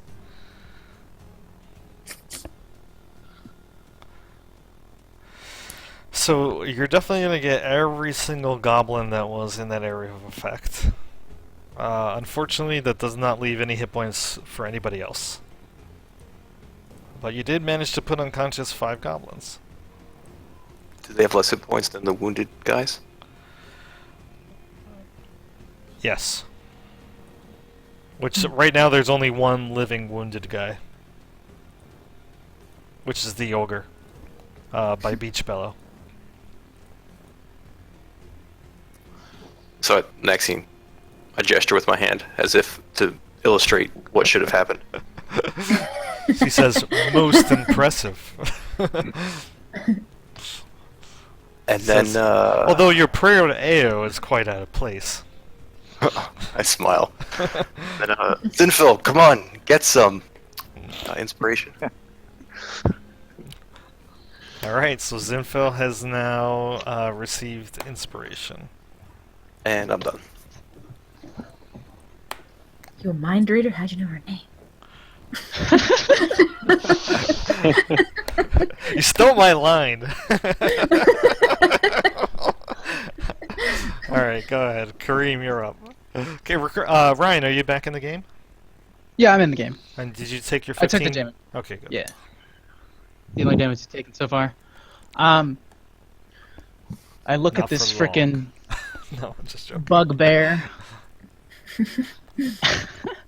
And I say, this is it. I'm done with this. And I'm gonna just attack him as much as I can with my hand axe. Cortex says, bring it!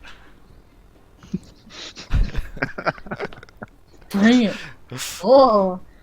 Oh. And then I'm going to use my action surge to attack twice again.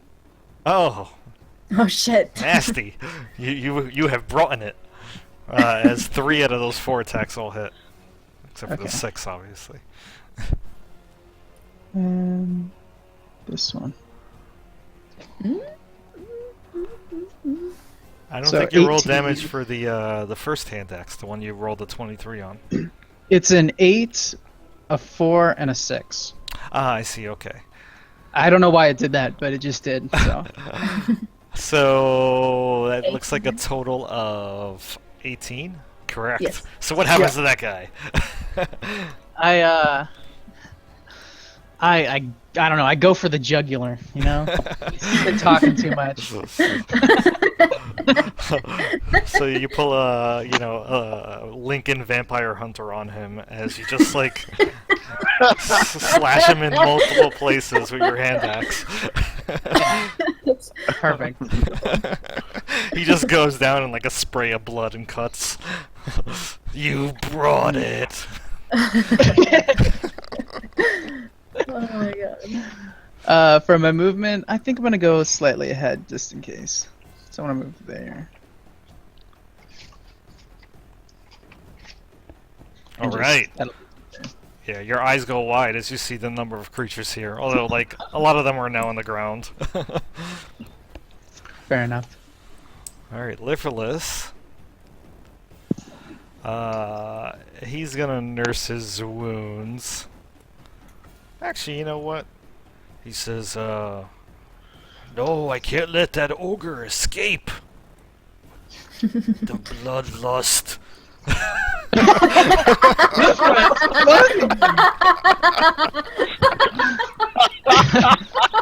So out of character.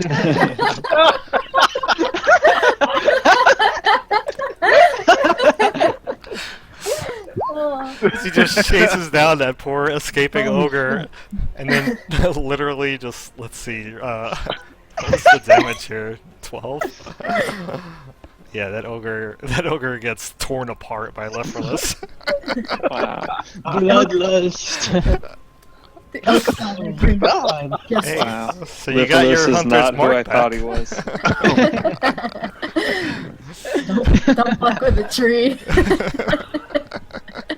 Tree will fuck you up, man. Damn. Yeah. Oh, shit. shit. So Susan, How do I'm you- I'm not sure if you heard me, but you did get your hunter's mark back. Gotcha. I'll switch it. Okay. All right, Thornburg, you are up. Well, shit, I don't know how you follow up that.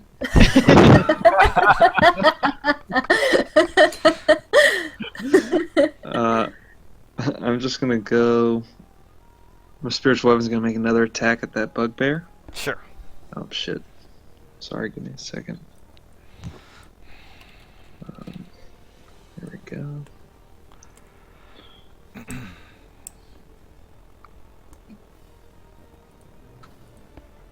Yep, AC. Oh no, I'm sorry, you didn't roll yet. I was Yeah, looking at sorry. Liferless's attack. Sorry, my I'm in trouble bringing up my character sheet. Oh, there we go. Sorry, my computer's slow. It's alright. You're playing from your phone again. I get it. Technical problems from day one. Fuck. All right, let me add my 2. No, that's not gonna hit. 13. AC 13 will not hit. So although he's speed is 0, he still manages to defend himself. All right, so spiritual weapon makes a whiff. Now I have a quick question. Do I have to stay within 60 feet of my spiritual weapon to keep controlling it? Only if the spell says that. Let me read it. Yeah, it doesn't specifically, I don't think. That one other guy died, and it would go up, so you would think that would. Oh yeah, that was right. It just sat there No, that range is only relevant for when you initially cast the for spell. casting it. Okay, cool. All right, so in that case, Thornbur, is not even really thinking about his spiritual weapon. It's a bonus action thought. Yeah. He is charging at this upcoming force, so he's just going to use all of his movement and his action to charge So he'll and be just able to jump get- over that. How does diagonally work? Can I go? Yeah, that's 60 fine. feet diagonal. Okay, cool. So I'll go there. Here, you can move anywhere here. All right, cool. And just jumps over the cart. Sure. Like hopping a fence. Yeah. A badass. Alright, well, Just Miros fence. is going to continue to squeeze. I assume you're finished, right? Yeah. 'cause you used- Yeah. Sorry, I'll move him.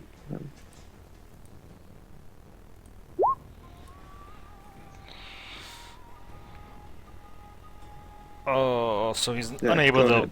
Yeah, he's unable to crush the guy in his armor, so... Oh, I'm sorry, it's actually automatic because the guy's already grappled, so he does another 4 to the bugbear.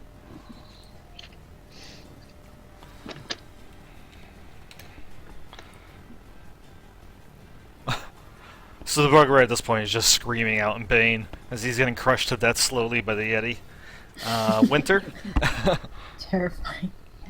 I'll let Winter know to go up behind Kareem and help him out. And Oh, he'll just move and take a dodge action. Yep. So he's taking a dodge, got it. And Thornbear, I didn't see you move your guy yet. Where are you? Yeah, sorry. He's still there. Here we go. Going over there. Going over there. Alright, so All right, I'm trying to move him. Make sure you have the right. Yeah, you're currently on the ruler icon. You need to change it on the left to the select move. Okay. I believe in you. No, I've played on this before. I don't know why I'm having trouble. My computer. I think I need to. Yeah, that's a big, large, low wagon there, Zinfel. The thing that you just pointed to. Oh, Yeah. okay. Yeah, it's low, Oh. like low enough that they can... you can hide behind it. It's no problem. I'm just letting you know it's not like super high. All right. I'll crouch behind it then. Move there. Minor to stealth, and my action will be to dodge in case I get surrounded again. I moved you, Thornbur. You can... If you want to be up or down at any squares, let me know. Okay, thank you. Alright, and I heard you. You were hiding and you were taking action to dodge, correct? Yes. Alright, then you rolled your massive stealth and you're good. Alright, so Thornbur, if you're happy with that spot, the ogre is... The two ogres... Bring it on, baby. Actually, this ogre right here is going to attack Beach Bellow, and the other one ignores Beach Bellow for now and attempts to attack you. as both ogres with spittle flying attack. That ogre on That's Beach gonna Below is miss. going to miss, actually.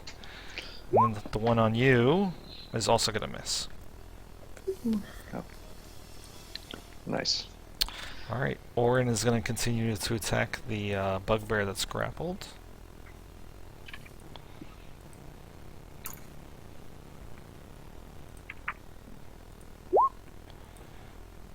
He hits again for another 3. So that as bugbear slowly gets whittled away to death. It's like being grappled and stabbed. Yeah. Slow, painful torture. The 5 goblins that are left pull out short bows. So we'll do this guy first. He's going to shoot at Kareem. Okay.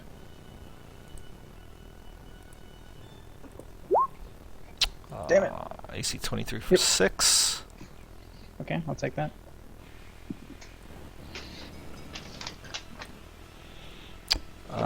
These 2 goblins that I just moved right here and the one below him are going to shoot at Thornburg. Okay.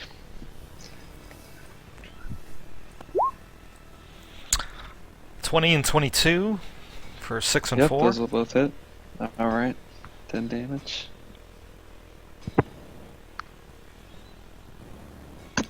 And then these 2 goblins, they're going to shoot at Oakbrow.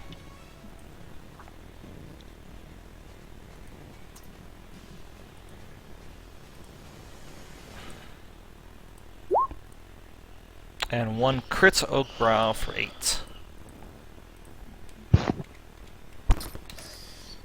Alright. So at this point, the tree ants attack. Beach Bellow is going to attack the ogre in front of him.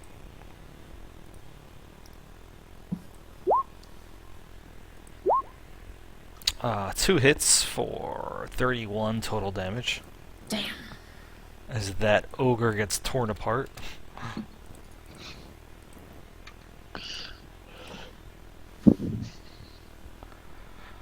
Oakbrow is just gonna move up to here and attack the 2 goblins that just tried to hit him.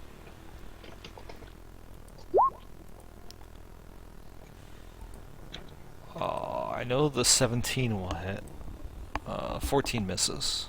So he just squashes one of the goblins.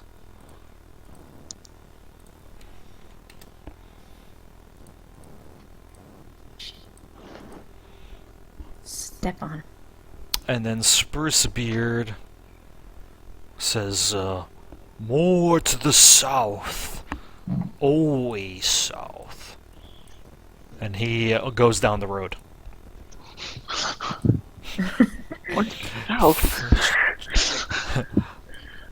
Always faster to travel south.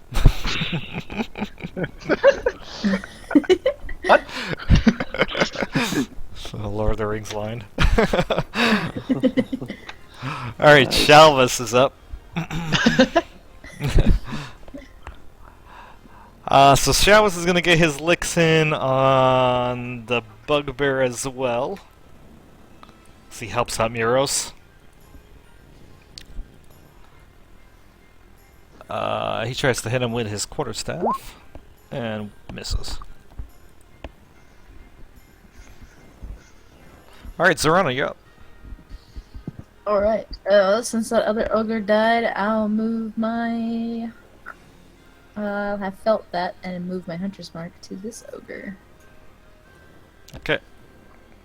And I will move slightly, and I'll take a shot at him. Where'd it go? There it is. Ooh. So 10 plus 2 plus 2. Forgot the heck the freaking dice was. So D6. 1d6. Damn. Very nice. So total 18, right? Yep. Sweet. So you take an arrow and you shoot it right into that thick thigh of the ogre. And he looks at you and he roars. Uh-oh. Anything else? Nope, that's it. It's like my bonus action attack movement, so. Alright, so this bugbear here is going to try to break free of Miros' grasp. Oh, finally succeeds, Whoop. but is unable to do anything, because that was his action. And the other bugbears, let's see.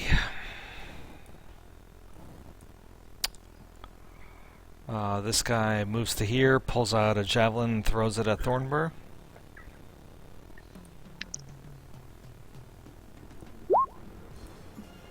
And misses. Nice.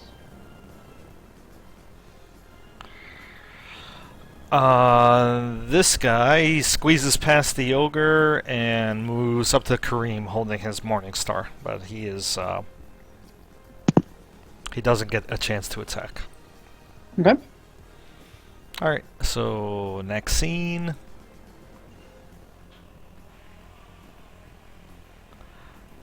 She tries to aid these fellows out.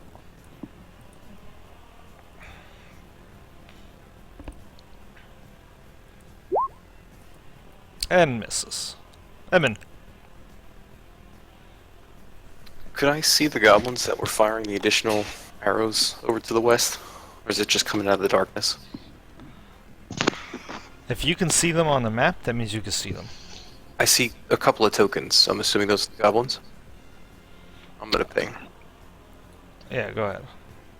Oh yeah, yeah. If you can see them, yeah. Just keep in mind that there's a big ogre in their way, and an ogre is quite a large creature. So currently they have very good cover. +5 to their AC. When you say ogre in the way, you mean the guy fighting Thornbur? Correct. Yeah, that's not a problem. Sleep spells ignore cover, I heard. That's right, they do. So you dropping another sleep? Hell yeah, go greet your dead gods, fools. And I'll drop it right there. Level 1.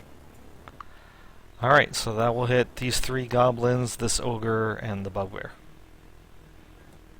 Yes. So level 1. Can roll the hit points.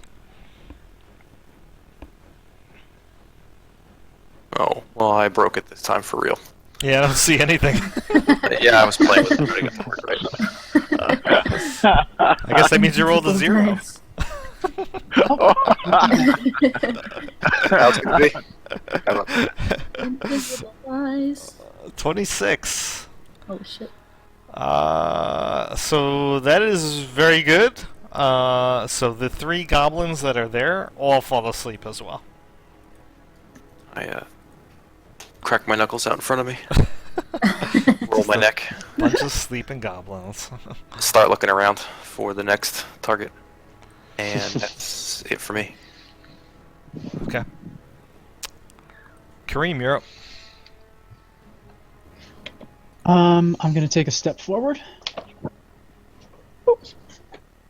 And then I'm gonna yell to my companion, or my friend, I mean. Zorana!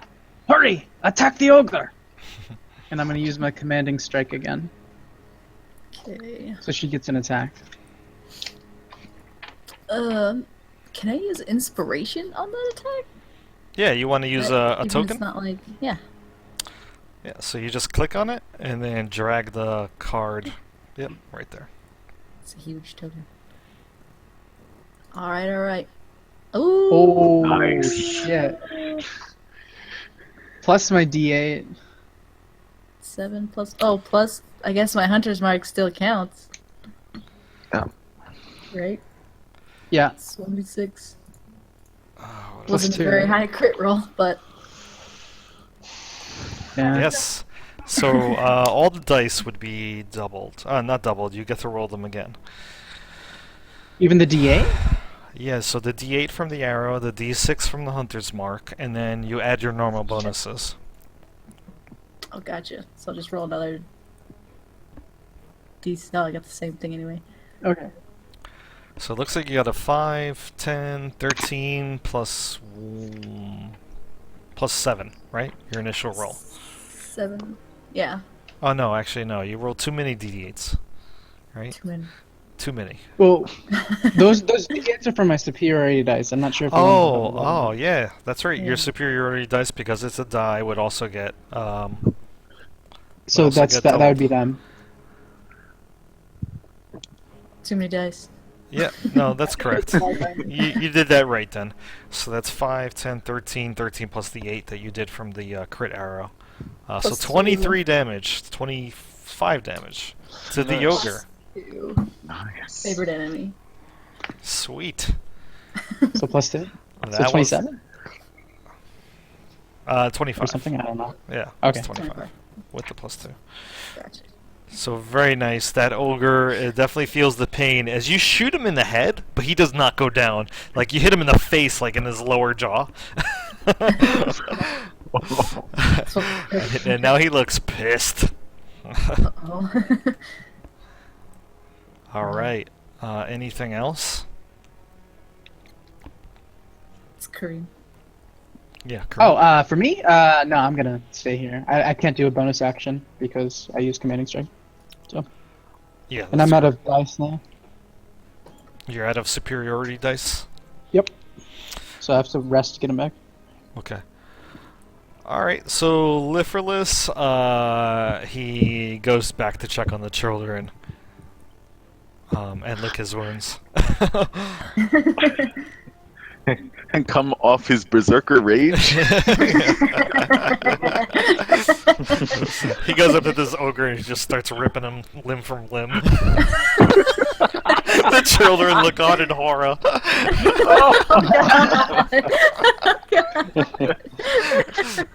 You hear the sound of tearing flesh as ogre limbs go flying everywhere. Nice. Jesus Christ. Yeah, barbarian. Never saw one. Alright, Thornberry, you're up. Alright, so first thing I do, I cast a quick healing word on myself.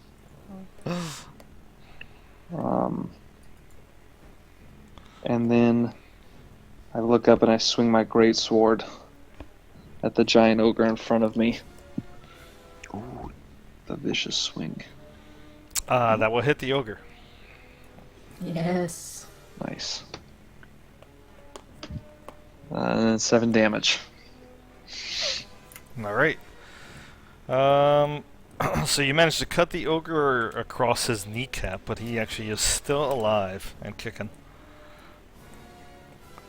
And also, did you heal yourself for the 7? Yep, I'm adding it right now. Okay. So are you finished? And yep, that's the end of my turn. Alright, so Miros. He's gonna pull out his club and try to clunk the bugbear in front of him over the head. Oh, and he hits for 4. And that bugbear is still alive. Just taking a beating from 4 NPCs. Alright, Winter, you're up. The fucking NPCs got that shit. Wait, is this guy And my alive? spiritual weapon. Yeah, that guy's alive. Okay. Have Winter back up and charge him. Sure. Bam. A little too far, but yes. It was part of the Got overzealous there. part of the looks. Unfortunately, though, a 9 will hit as the bugbear braces his shield for impact. Oh, that Oh, does no. it? No, it misses. Nah, gotcha. Hits the shield, It's okay. but it's no damage. Yeah, no damage on the shield. All right. Anything else? Nope. All right, Sorry. Zinfo. Okay.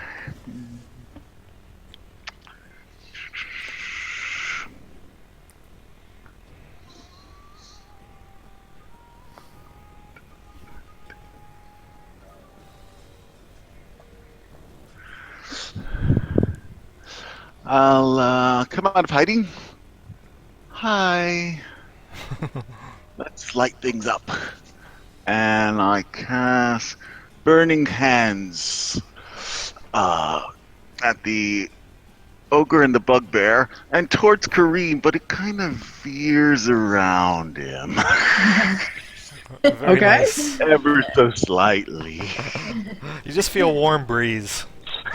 Okay. I don't even pay attention.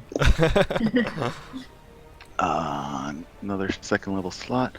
So roll 3d 4d6. And the DC is 13 dex. 13 dex. Alright, we'll do the ogre first. Ooh, fails. He takes 15 fire. Yep. So you can describe what happens to the ogre.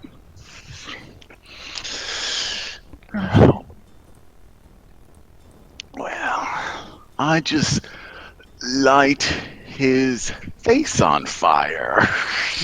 So the ogre screams out in a high shrilling scream that sounds more As his face melts, yes. sounds completely unexpected because it's like really high pitched. And Bugbear also has to make a save. But he succeeds and takes half, yeah? Yep. Oh, 7. 7. Alright. So he gets singed. Just the smell of burning bugbear hair. Smells really gross. 25. So I'll just move back a little bit. Relix comes up and done. Alright. Looks like both ogres are out of the combat, so I am removing them from the order. And Orin, I'll attempt to stab the bugbear in front of him again.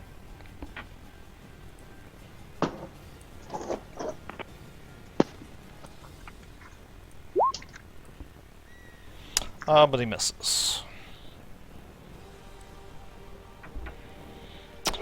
Alright, goblins, of which I think there's only one left that's not asleep.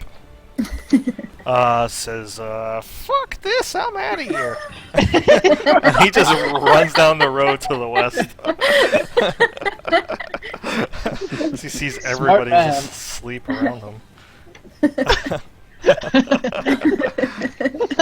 Oakbrow, he just starts stepping on goblins. Like he just moves and just crushes like 5 goblins as he just steps over all of them. These trees are so fucking brutal. Jeez. Never Don't like- fuck with a tree. Crunch, crunch. Christ. It's like ketchup packets on the ground. Oh my god. Have you ever stepped on a ketchup Okay. packet? Holy shit. These trees. And meanwhile, Beach Bellow, he's gonna move up to this bugbear here and just slam mighty fists into that guy.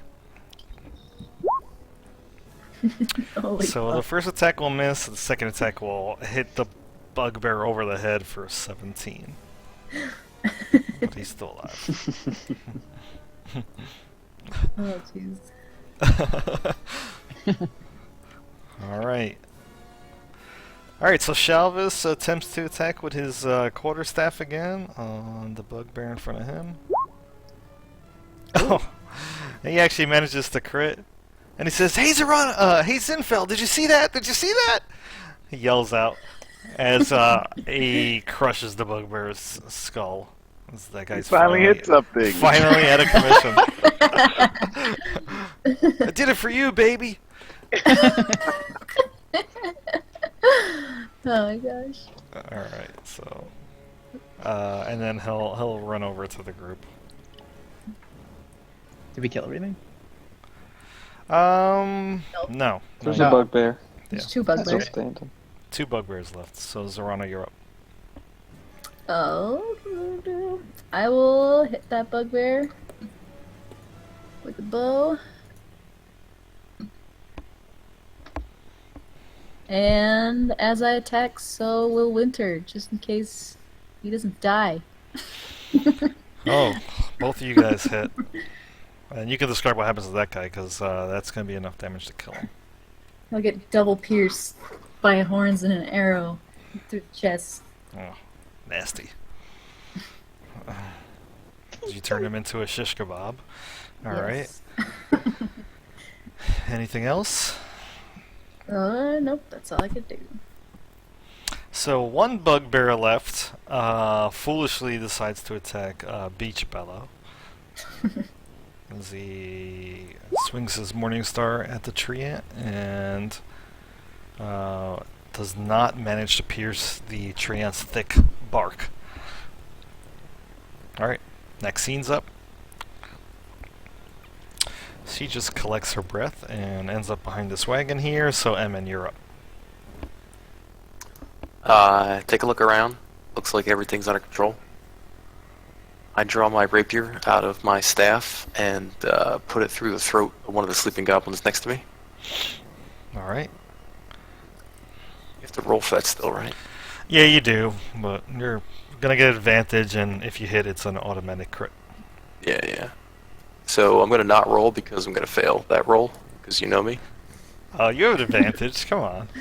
I actually don't know how to roll on my character sheet, so I'm just going to cheat.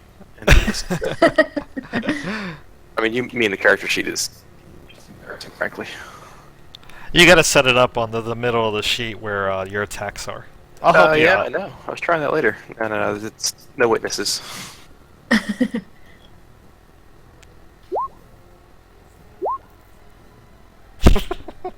So if I miss, it really doesn't hit him. He doesn't wake up. So I'm just kind of it's stupid.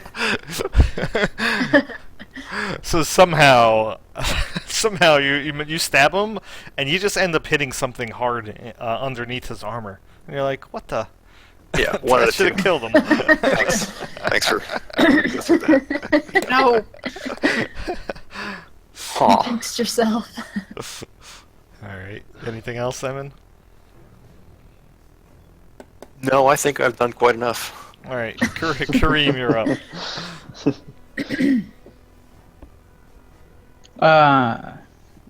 Who's alive? This guy right here? Yeah, that's it. Just that one bugbear. A bunch Can of I get sleeping around guys. this? Oh, they're unconscious, right? They're like at 0. They're not a 0, but yeah, they're asleep. Gotcha. If I In walked fact- over this guy, could I do that? Yeah. I'd add 10. Yeah, I could do that. I could walk here, right? Yeah, because the ogre is difficult terrain, but you have 30 feet of movement, right? Yeah. Yeah, so Yeah. you So can that's get there. 2 10s. Yeah, okay. So I guess I'll move over here. I would just hack away with my axe. Alright. Chop. Chop chop, Master Onion. 18's gonna hit. Okay. 3. Mighty 3 damage. And then I guess for my bonus action, I'm gonna attempt to knock him down. Don't Why forget not? you get a second attack as well from extra attack. I think No, I those did. were the 2. Yeah. Yep, I got Those were a two. 7 and 18. The 18 hit. Oh, I didn't see the 7. 7. I'm sorry. So he has to make a athletics versus athletics. Alright. Huh? Alright, you're gonna knock him down this time. Okay, he's gonna be prone. That poor bugbear. He can't even run away if he wanted to.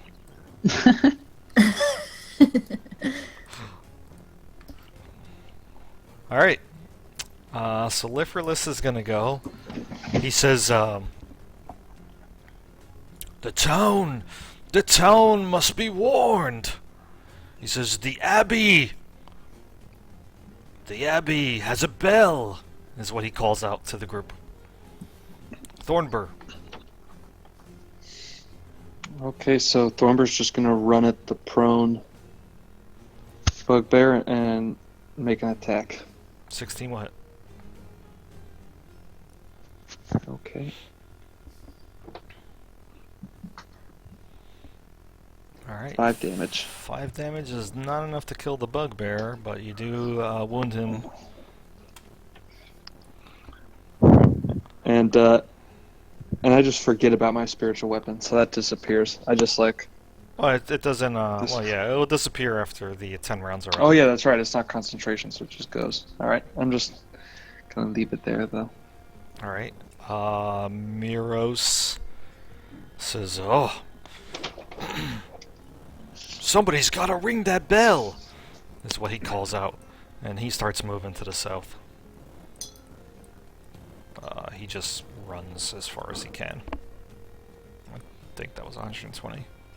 No, not 120, but 60. There you go. All right, so Winter's up. Okay, a lot of maneuvering to be done here. You're all in the way. Trample them all. Yeah, you could do 30 and then... Yeah, Hit that's that an guy. extra 15. Yeah. That's 50 to there, and then 50.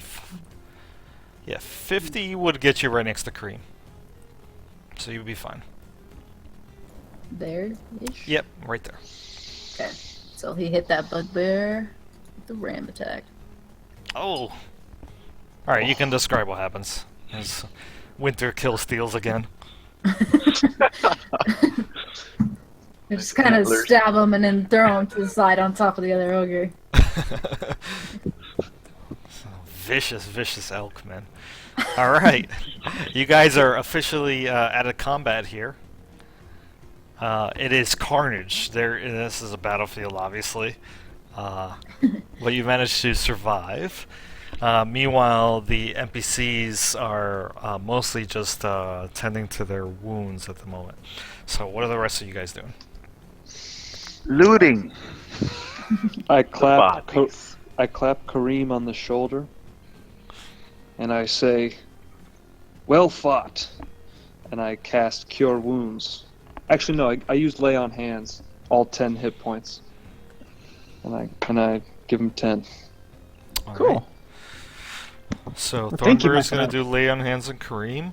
Zinfel moves to the nearest body, I assume, and starts looting. Mm-hmm.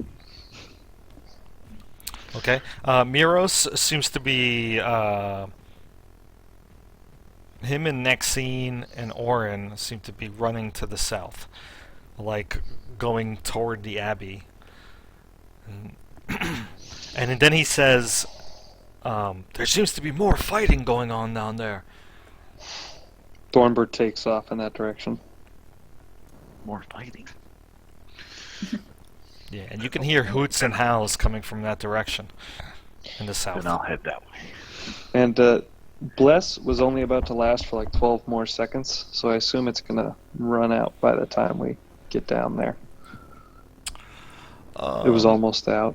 It only yeah. lasts for a minute. Correct, right. So, Because the Abbey is just- about a quarter mile away, if not longer than that. yeah. So it'll take you at least a little bit of a run to actually get there.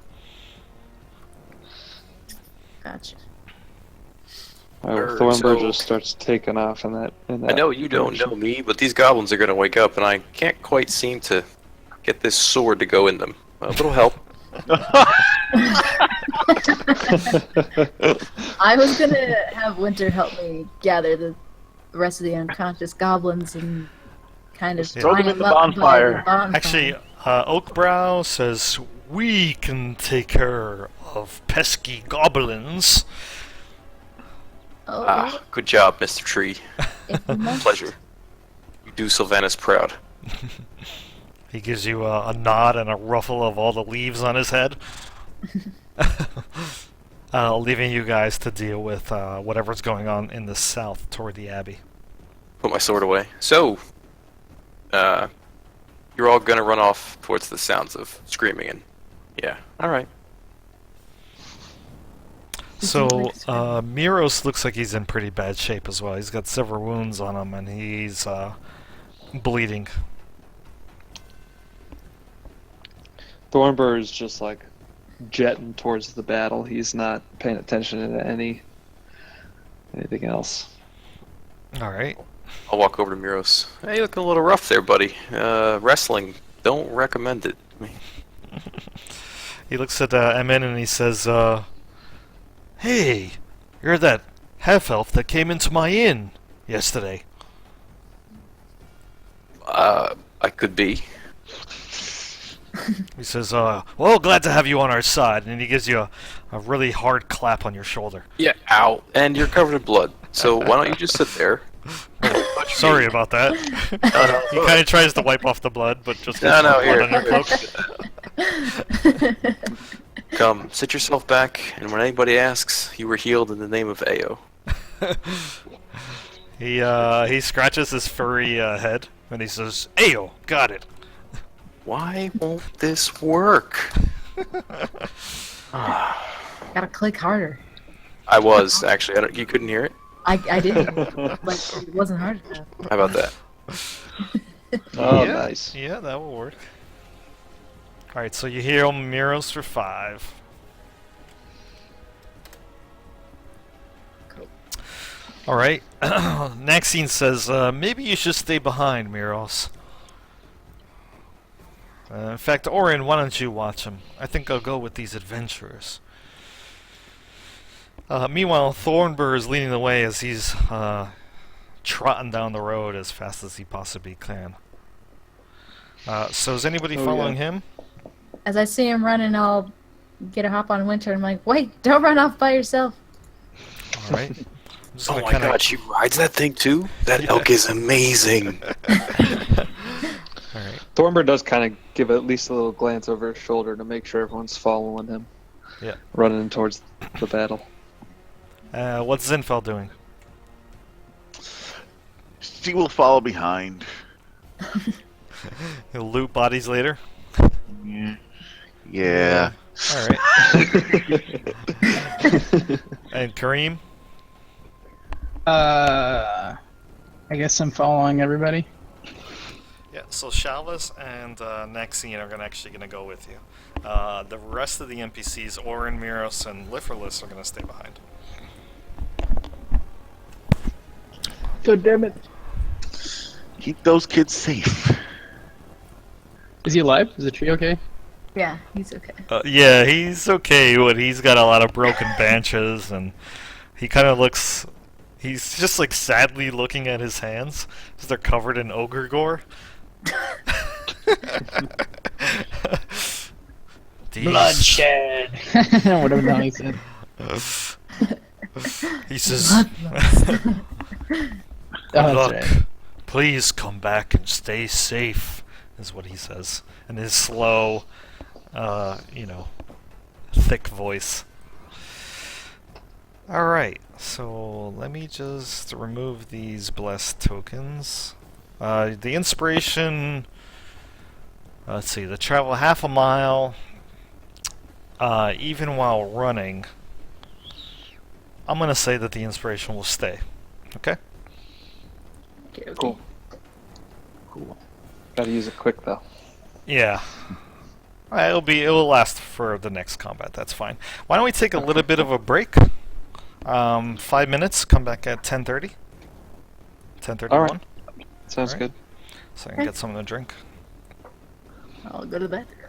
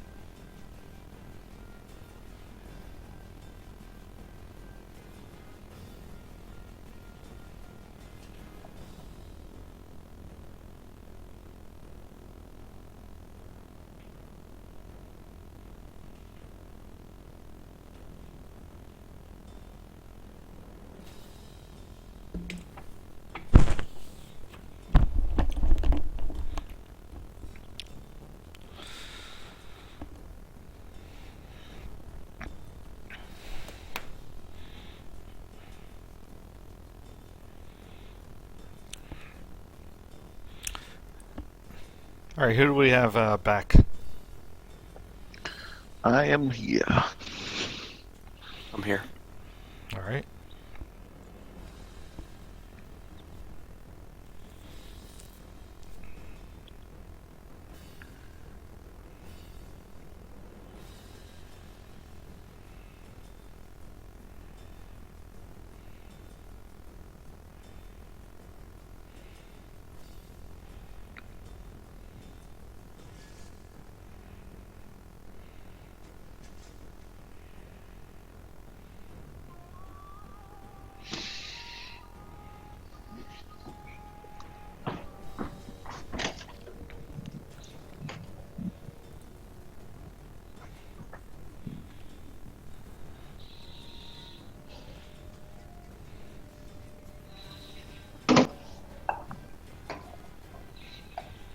Do we have Ryan back? Alright, not yet. I think we lost Eric. Or No, I'm Thunder. here. Yeah, Let's just restart my computer since it's been giving me problems, but I'm about to log back in. okay.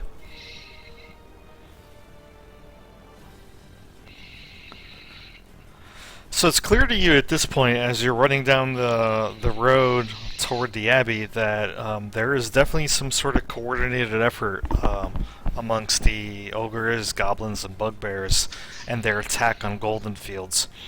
Whether or not there's other creatures, you're unsure of right now, because it looks like the attack has generally just started. And most of the people don't seem to even be aware of what's going on. Even as you travel south on the road toward the Abbey, you can actually see bodies strewn about in the fields, even on the road, dead, as if they've been, cut apart or, hit by morning stars or stabbed or shot with arrows. Oh God. It's a massacre. Thornbird just starts running faster. Yeah. So when you get up on the scene, you see another group. This time, one of the bugbears actually has a standard that extends out of his back, where you see that there appears to be the vague shape of like a humanoid with his arms upraised, standing atop a hill, with his mouth wide open in a scream. Oh my God. In which direction is this? So this is to the south, near the Abbey, where what you can tell from what the Abbey looks like is a kind of like a walled off, not walled off, but a square-shaped building with a steeple, at the top of which is a bell that's currently not being rung. And from what you could tell, the building itself has a kind of like a hedge that forms a perimeter around it. And the road itself ends at the doors to the Abbey, where the hedge itself is a large arch. Okay. Okay.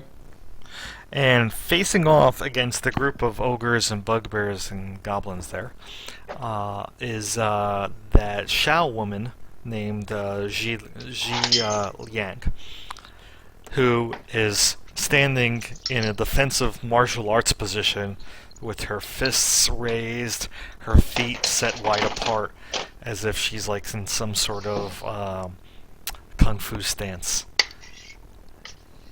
And from this angle, you can also see the old half-elf, Alardin, standing by the doors, staff in hand, in a feeble attempt to defend himself.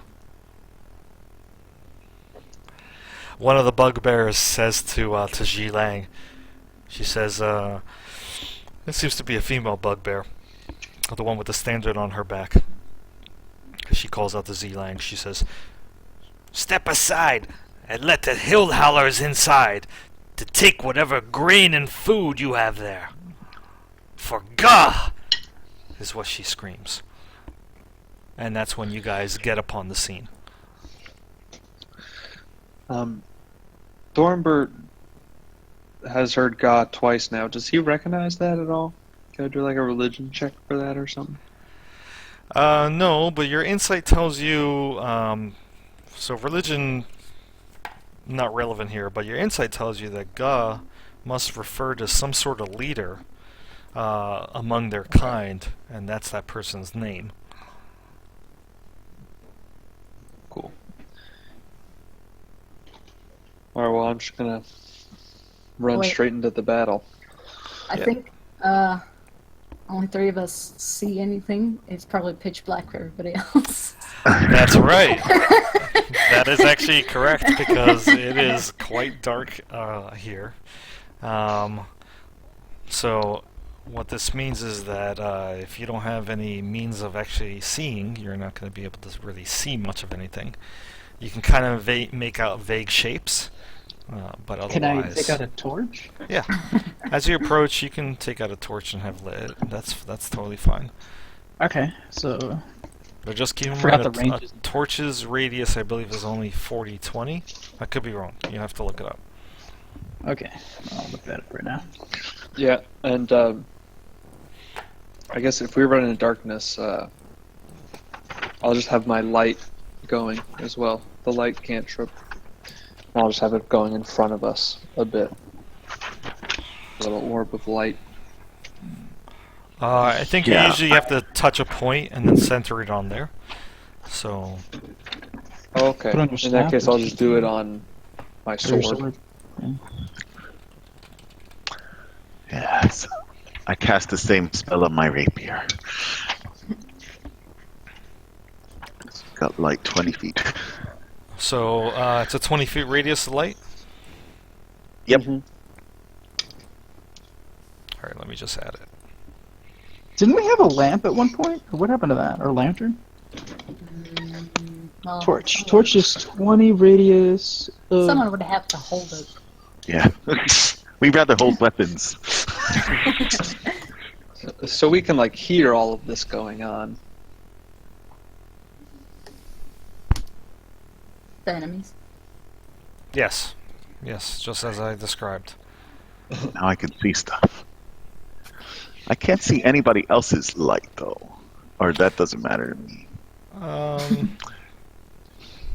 I see your light now. My light is the torch is a 20 bright and then 20 dim after that. So it's Yeah, because Thornbur has dark vision. Mhm. Unfortunately, the limitations of Roll20 prevent Oh, me I from. can't set another one. Yeah. But I can do the light on the other people that don't normally have dark vision.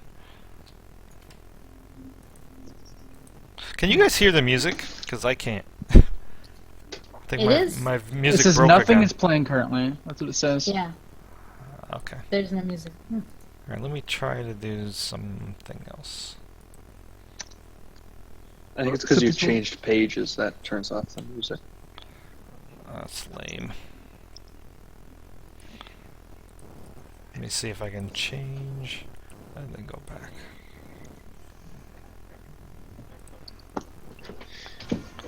Oh, there you go. I'm gonna cast That my worked. light. I'm gonna cast my light on Winter's horns. Then is where my light antlers. Sorry, not horns. Jesus Christ. That'll look fucking cool. So that's Winter's antlers. 20 feet, Just right? shining bright. Yeah, 20 feet. Beautiful. And Kareem should also have the light too. Right? Yeah. Yeah, I see it. Oh, you guys can see it? Good. Yeah. And you know what? Alardin is actually holding a torch. Let me just make that. Actually, he's not. He's got a light spell up, actually. So you should be able to see a radius of light around Alardin. Yes. Yeah. Sort of. There's like a wall or something, I think. Yeah, he's standing in front of the Abbey doors at the moment. All right. So it's like a half circle. Yeah. Oh, yeah. Yeah. Meanwhile, the goblins and ogres and bugbears are mostly in the darkness. That's not good. Yeah, because what that's going to mean is that they're going to be heavily obscured. Can't see him, can't shoot him. Roll initiative here for these guys. Are we keeping the initiative from last time, or are we gonna No, roll this around? is a new combat, so you'd roll a new one.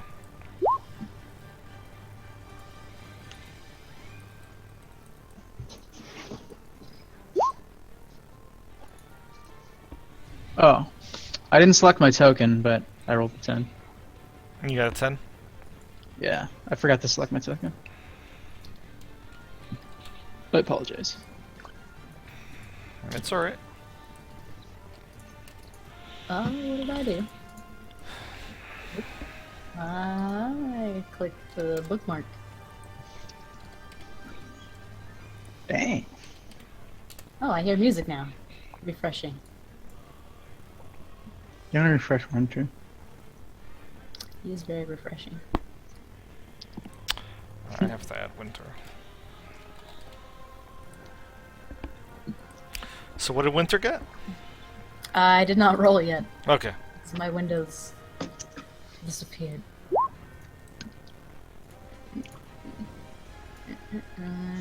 Dex. That's for winter. 17. I will. 21. Alright, so Joe, I was fat fingering my F5 key to reload the page when you were describing the scene. I see two light sources, one centered on us, one centered on two NPCs, but I do not see ogres or bad dudes. Is that accurate? That's accurate. Yep. They're kind of like in the darkness between the two of you, the two of your groups.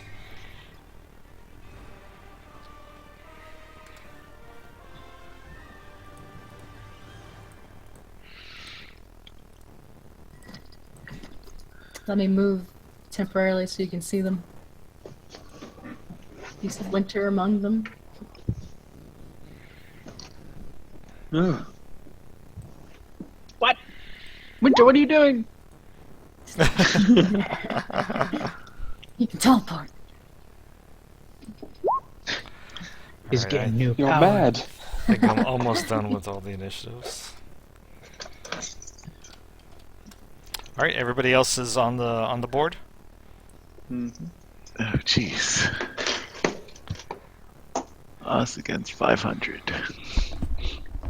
Yeah, we would never do. Well, you guys are quite obvious, and because you're holding light sources, you don't get the jump on these guys. So this is a full-fledged, normal combat without a surprise round.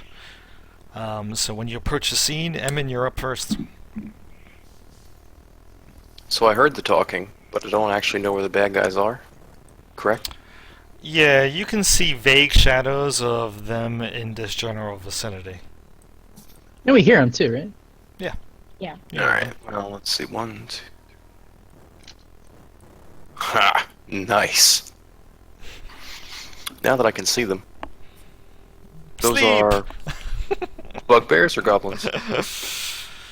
The one closest to you is a goblin. So anybody that matches that token is also a goblin. Got it. Yeah, I'm zoomed out so I can see stuff. So the one behind's a bugbear. Alright, I don't know. Sleep's kind of passe. Hipster. That was so last combat. Yo, man, I can't believe you just called me a hipster. I don't think we can be friends. So instead, what I'll do is, oh yeah.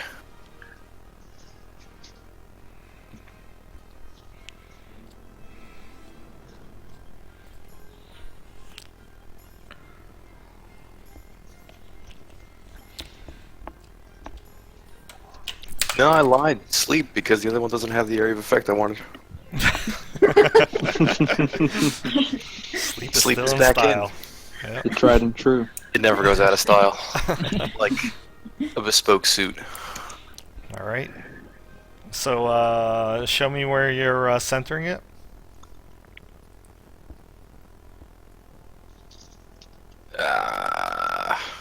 Sorry, operator error. Right there.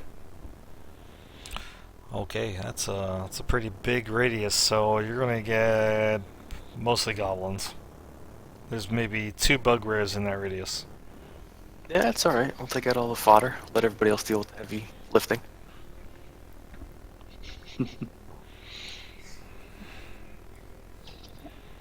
Ogres, goblins, and bugbears. Oh my.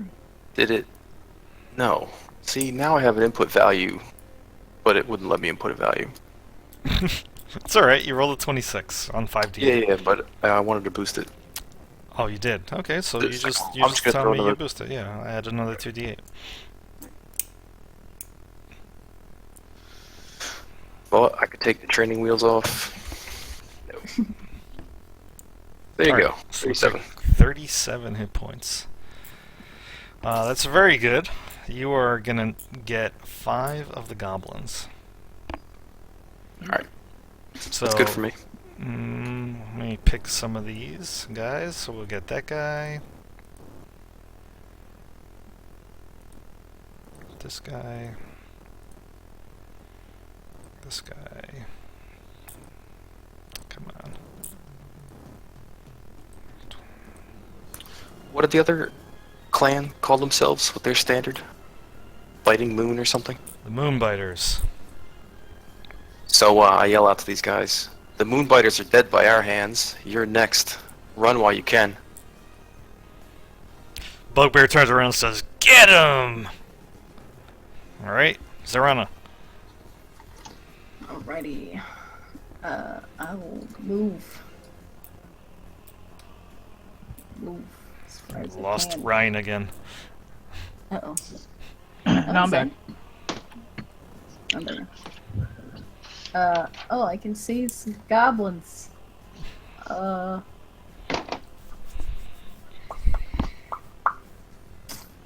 Guess I'll shoot a goblin. Do something better than nothing. I don't know which ones are asleep for now. Any of the ones with the lightning bolt token on them? Oh, I guess. Oh, there you go. Okay, so the ones closest to me. I can actually shoot. There you go. I'll shoot this guy closest to Emin. Got it. Ooh. Nasty. Yeah. Alright, you can describe what happens to him. I'll just shoot him straight in the chest. Sweet. Yep. Anything Right else? lungs. Nope. That's all I can do for now.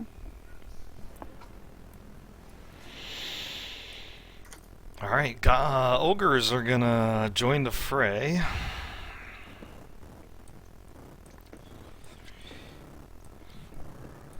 Six. So one of the ogres will move right up to Emin. Does not get a chance to attack. The other ogre actually goes for Z-Lank. Uh-oh.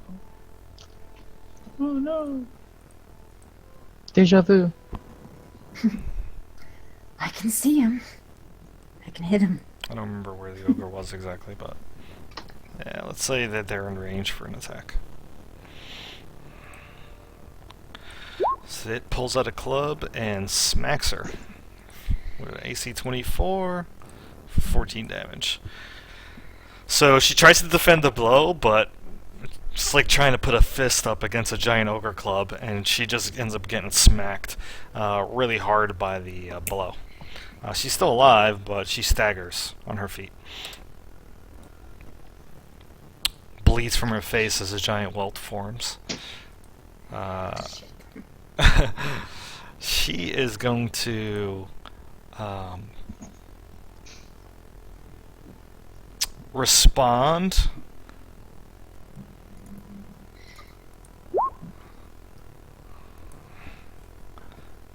But miss as she takes her quarterstaff off of her back and tries to swing it at the ogre. And he just laughs as it deflects off of his tough hide. Shavas comes up next to Zinfel and says, "How you doing?"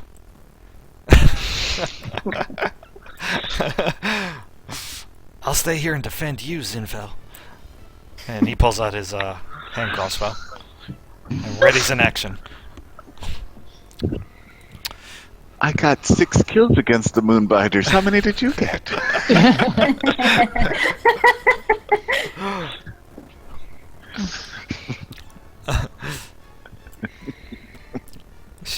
Maxine says, I'm gonna try to ring that bell. And she runs forward. Isn't that a song now? Bugbears say, stop her! Yeah. Ring that bell. So this bugbear, he takes a javelin and he chucks it at Maxine.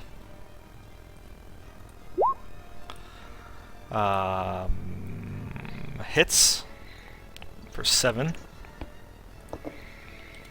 She's still alive. Another bugbear joins. Shit. Actually, he goes to here, and he'll chuck a javelin as well, also within normal range. And he hits for another 3. This next scene, he just starts getting pelted with multiple javelins. These 2 bugbears. One of them moves up to here, chucks a javelin at Z.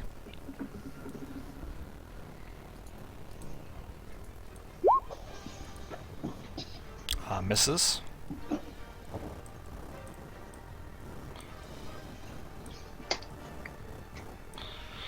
And this guy does the same thing. Somebody's eating dinner. Or That was me. Let's see, does a 14 hit Z-Lang? No. Alright, so she's able to deflect 2 of the javelins midair with her quarterstaff, and the bugbears are all done. Kareem, you're up. I am going to run forward, because I have no idea what I'm doing.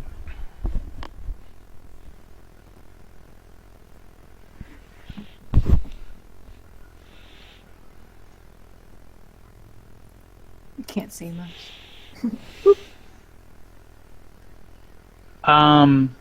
Yeah, I can't see anything.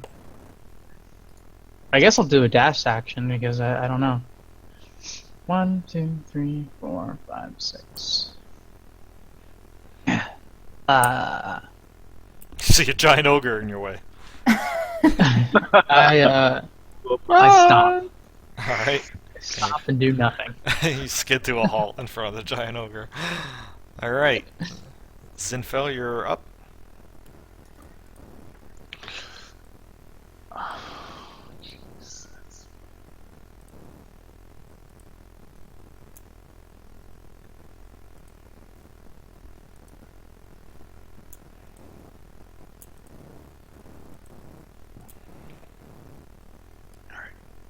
Move.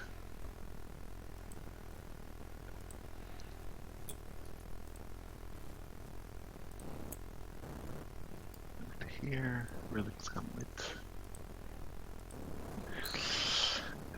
And whoa.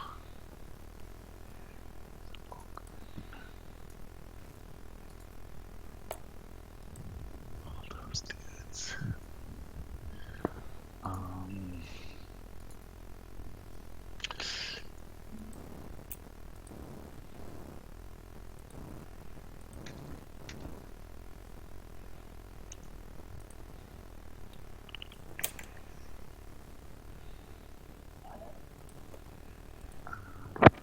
Mother. Apparently refreshing the page is bad. It closes all my windows. Shit. I don't know why the music keeps breaking. Shouldn't do that. Yeah, same here. Maybe I just kind of put my when own you music on. when you leave, it breaks the music. Or no, because when you leave. No, it No, looks it like stays when on, it gets it's to good. like the end of the tracks, the end of the whole folder, It just stops working. Gotcha. That's alright.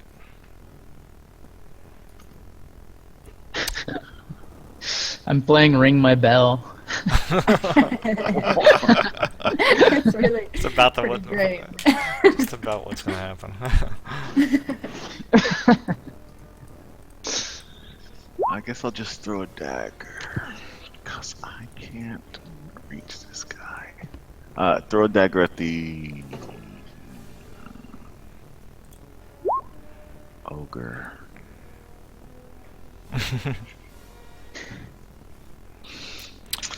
Alright, the ogre's gonna get hit.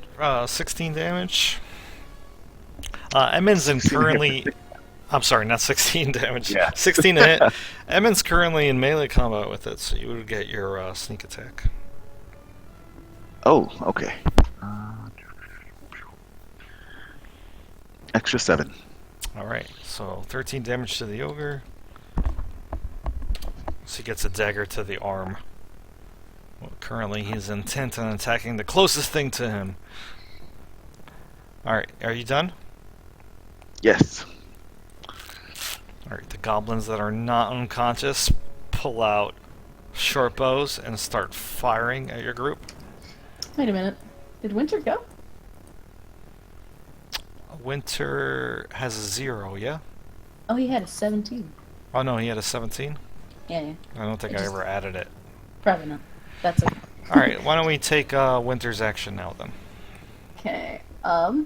He's gonna have Winter charge over to this ogre and ram him. Sure. Where'd it go? Boom. Hey. AC 11 on the ogre, let's see. Since my window's closed, I gotta find it again. Yep, that hits. Oh, sweet.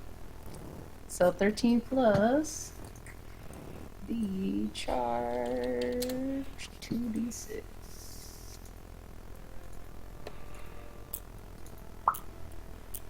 And then 14 strength saving throw. Alright.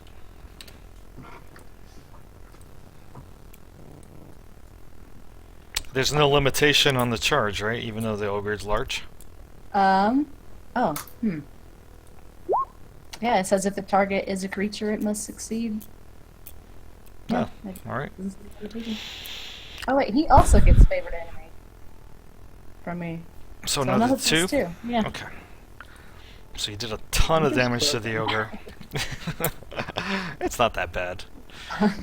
But he does fail, and the ogre actually just falls over on his ass with a solid thump. Take that. Yeah.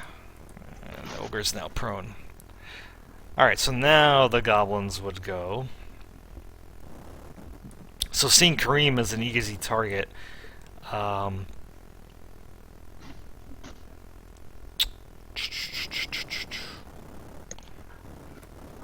this guy starts waking up a goblin, actually. He says, "Get up! Get up!" And he kicks this goblin awake. Those 3 goblins there, we're going to say one shoots at Kareem and the other 2 will shoot at Zorana. That works. Just give me a second, I have to find a window. Alright, so first, on Zorana, 2 attacks. 20 hits. Yep, so you take 8 from that. And another 3 from the second attack. And then on Kareem, you get missed.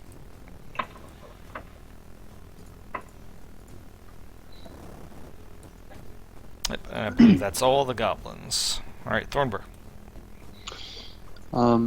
So seeing him just pummel this ogre, I ignore him and I start following next scene here. Oh, and before I do, my eyes light up bright white and wings sprout from my back. Bright, like radiant wings, and I just start flying. I fly above Zinfel behind Maxine. And And so that was my action to sprout the wings. How high off the ground are you? Just enough to have like dipped over Rilix and Zinfel, but I'm still really close to the ground. So 'Cause I'm maybe just kinda like, jetting forward. Like 5 feet off the ground? Yeah, sure. Alright. And then with my bonus action, I'll cast Spiritual Weapon next to that bugbear. Actually, I'll do it between the two bugbears right there.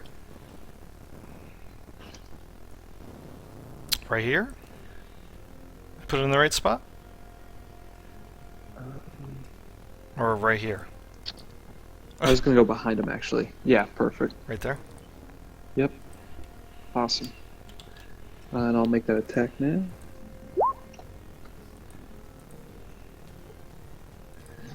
Alright.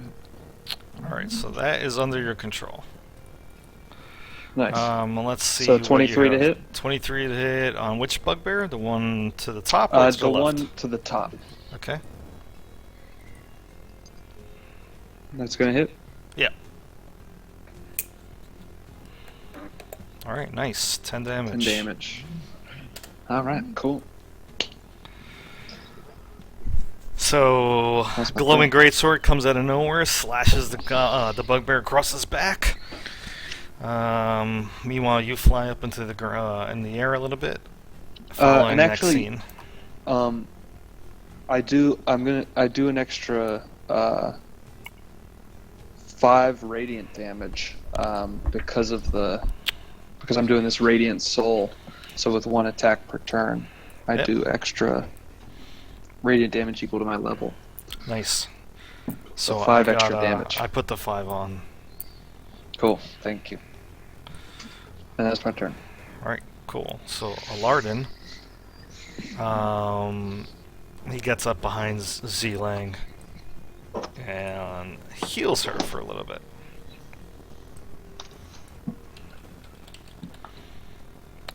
Let Jontea's strength flow through you. That's what he says to her. Yeah. What?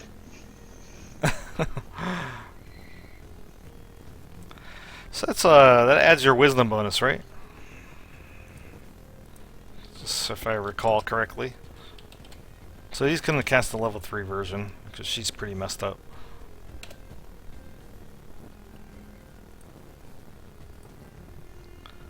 And heals her for 16.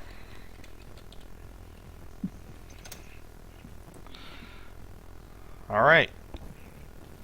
So, Emin, you're up.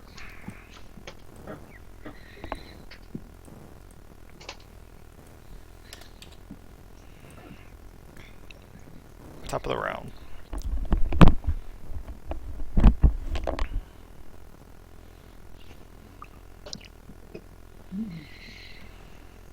Alright, I'll skip past, still measuring, skip past the ogre, yes? Is that what the thing is? The big fatty? Yep, that's right.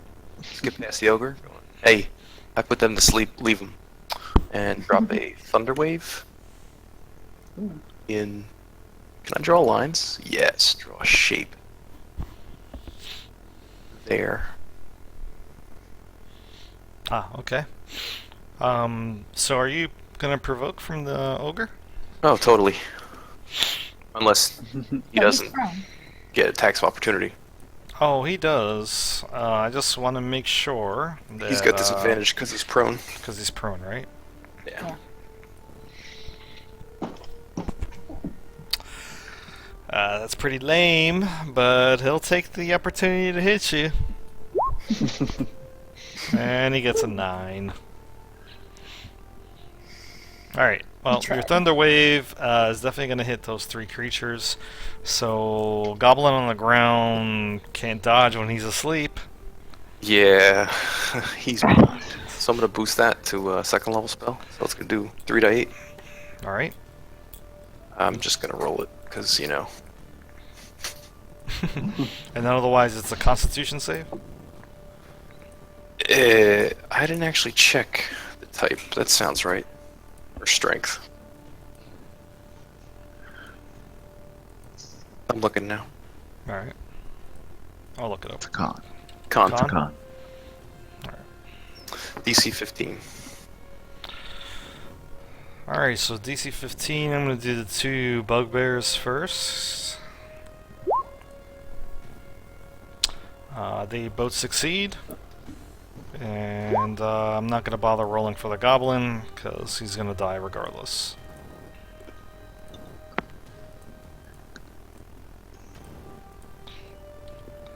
So they take half, right? If they pass. Yeah, I invoke Oral and blast them with a little blast of thunder. Yeah, they pass. They take half damage. Alright, but they're able to resist. This bugbear who got hit before, it looks like he's in pretty bad shape. He's the one that got slashed with the spiritual weapon. Nice. Alright, anything else? I'm gonna point out the weak spot on the other one and give. Oh, how does help work? I have to pick a person. I may be doing this wrong. Yeah, so you gotta help somebody within 5 feet. Okay, it's not 5 feet of the target. It's the person within Yeah. 5 feet. That's All correct. right, my mistake. So I'm done. That's it. Alright. So Zorana, you're up. Alright. Seeing the ogre attack Jilang, I will yell out and cast Hunter's Mark on him. And then attack him, yelling, "Leave her alone! Your fight is with us!" Alright. 16 16 hits the ogre. Yes. 7 plus 2 Plus your hunter's mark. plus 6. It's 4. Looks like 13 damage. And Winter will also help attack this ogre next to him. Alright. Oh shit. Very nice. He hits for 15. Yes. Yep. So that ogre on the ground, he starts crying out for mercy as he just gets pummeled with Winter's hooves. But he's still Shiny alive. antlers. Alright. So the ogre is gonna stand up and he says, "No more, stupid elk!" And he tries to slam his great club into the elk. Okay. Oh my god, that misses. It does miss. Thank you. So bad. As Winter deflects it with his antlers. The other ogre who's got the mark on him, you were so far, he didn't even know where the arrow came from. And he just, he says, "No heal for you, old man." And he tries to squash Lardon. Oh. And he hits. And Lardon's still alive, but as he gets almost crushed to death by a great club. But he's still up and standing. Zia Lang lashes out with her quarterstaff.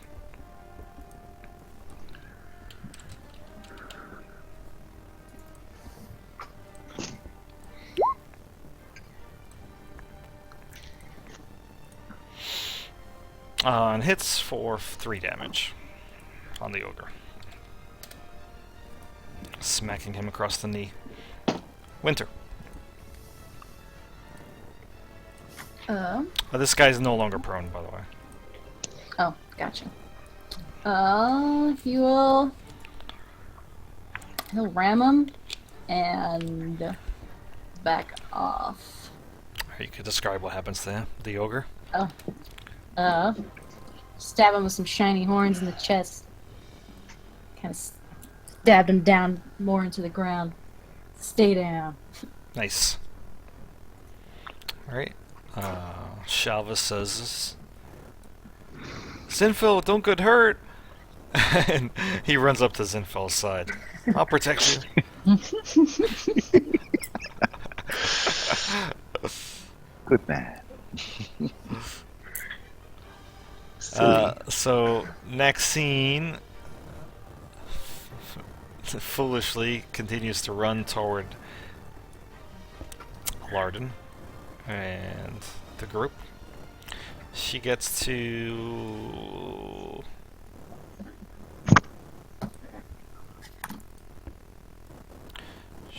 here. Let's see what she's got.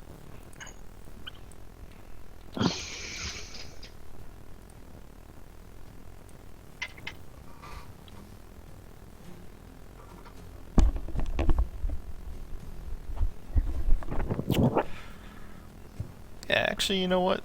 Before she moves, she actually casts flying herself. And now she's 60 feet up into the air. Nice. Clearly doing a beeline toward the Abbey. I'm sorry, the bell at the top of the tower.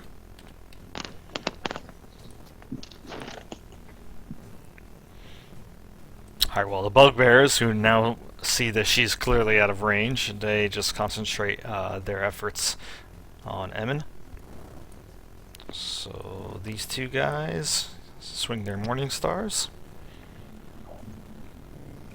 Huh. 17 for 16 piercing damage. I assume 17 hits, right? Ugh. That's the final roll. That's the final roll. Yeah, I'm gonna vicious mocking that. Alright. So what is it? Minus 1d6? Oh no, you're vicious mocking. It's minus 1d6. The attack roll. I thought vicious mockery was a cantrip. I lied. I'm the other thing. That Cutting words. Cutting Thank you. words. Yeah, So go ahead, it's- roll the 1d6. I mean, they're both insulting. They're just, semantically different.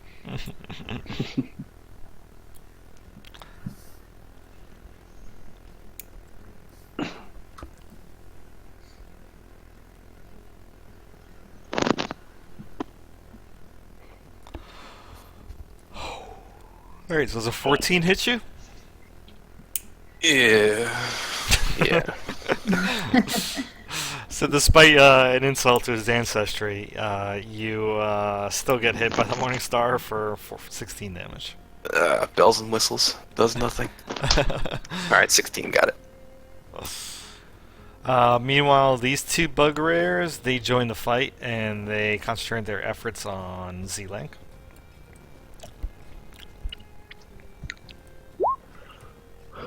Both missing. Kareem. Okay. Does an ogre's oily body would that light on fire pretty well? Like, Nah, you'd have to light him up with some oil. He's not that oily. Oh, actually, he is wearing hide armor, so it is just like kind of furs. So yeah, I would say that you could probably light that up. yeah, I'm gonna try to make him into like the bonfire in the other map, but It might take a little while, Yeah. but you could light him up Um, right now, and then as time passes, he would definitely be full on fire. Okay, I'm gonna do that as my action. Let's just light this thing on fire.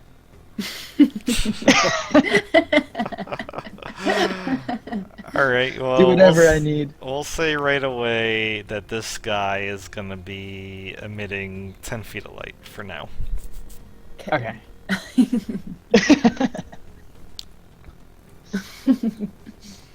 As you light him up. Okay, cool. I would say you still get your movement and your bonus. Let's see. How much health have I lost? Light 'em up, up. I'm gonna use my second wind just cause I can. That's Yeah, a sure. 1d10 plus 5. Go for it. And if you're not moving, then Zinfeld, it's your turn. Don't get hurt! Does that help? I'm here to protect you!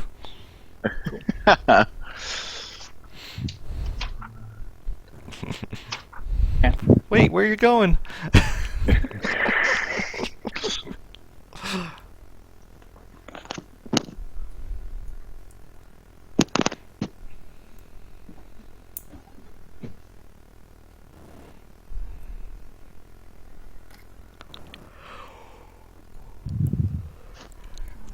Yeah, moving into that flanking position.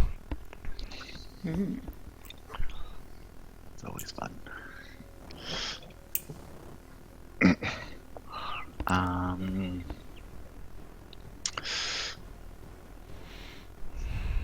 Yep. Attack this guy. Cast Booming Blade. 13 to hit. I don't know if that hits. No, he's able to actually follow your movements, and as you try to swing your or pierce him with your rapier, he deflects it with his shield. Pew! Can I use my inspiration, or it's too late? Hey, So yeah, you bardic gotta. inspiration.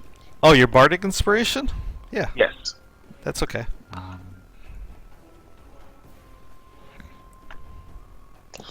Extra 3 for 16. That to will hit. Miraculously, take- however, you're able to get under his shield. Blast of thunder hits him. You can And- describe what happens, because he's going to die. Oh shit. I definitely evade his shield, go into his stick my rapier into his belly, and then it bursts into a loud thunderous roar as his insides now become his outsides. All right. Intestines are Sweet. Anything else? And for my bonus action, I'm going to dash. All right. So once you're done with your turn, the goblins go. These two goblins wake up two goblins near them. So that's what they did. So these two goblins are now awake as well. And then these three goblins, they get into a formation and they just all fire arrows at Zorana. Uh-oh. Shit. They see what you're doing there.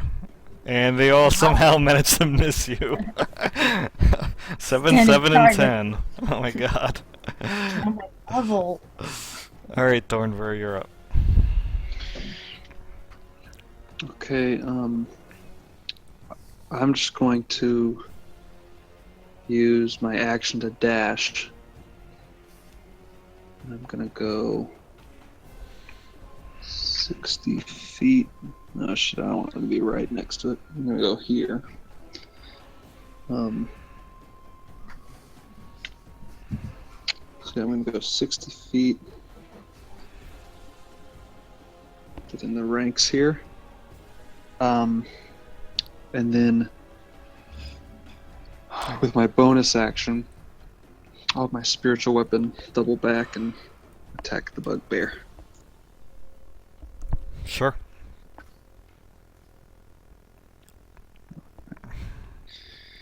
Make that attack. There we go. AC 20? 20 hits, yes.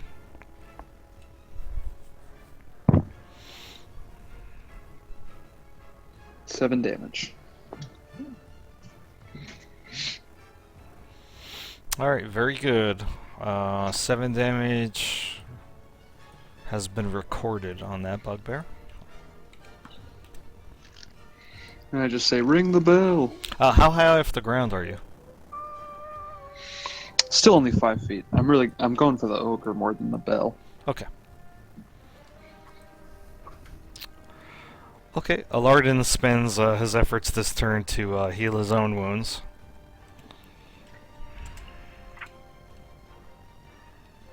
Oh, I'm sorry. An extra 5 damage to that 7 from the Radiant Soul.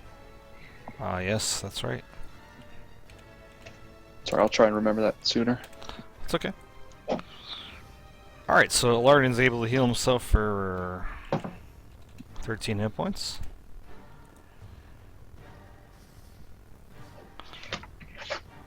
Emin. Hey there, big guy. You had your chance to run away, but no. I'll draw my rapier and go at it with him. All right. Stibbity The bugbear mocks you. He says, "You call that a swing?" No. That was something else. Clearly. Shit. It's for stabbing, not for dancing. Alright, so anyway, Serrano, you're up. Unless you're doing anything else, Simon. No, that was it. I'm good. Alright, Serrano, you're up.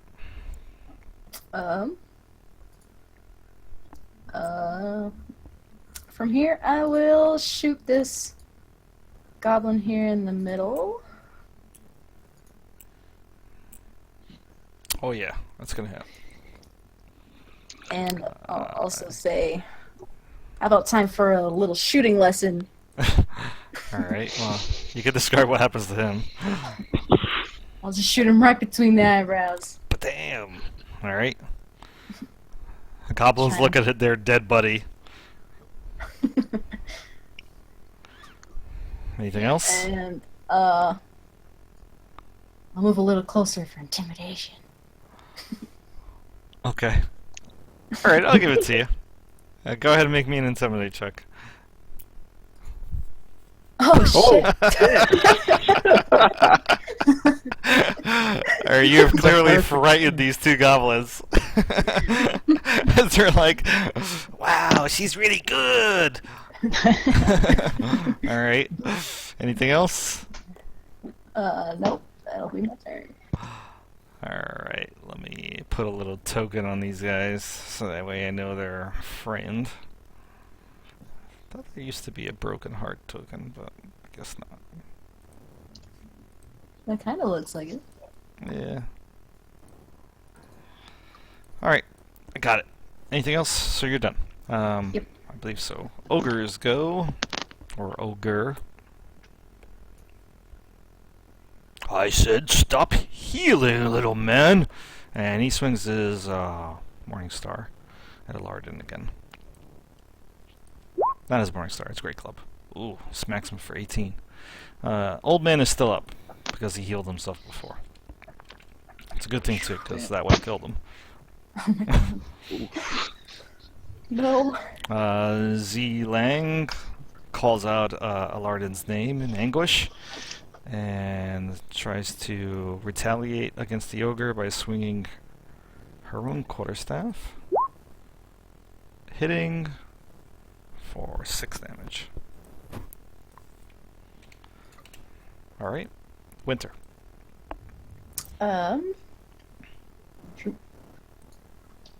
I'll have Winter run over to here next to all the other people.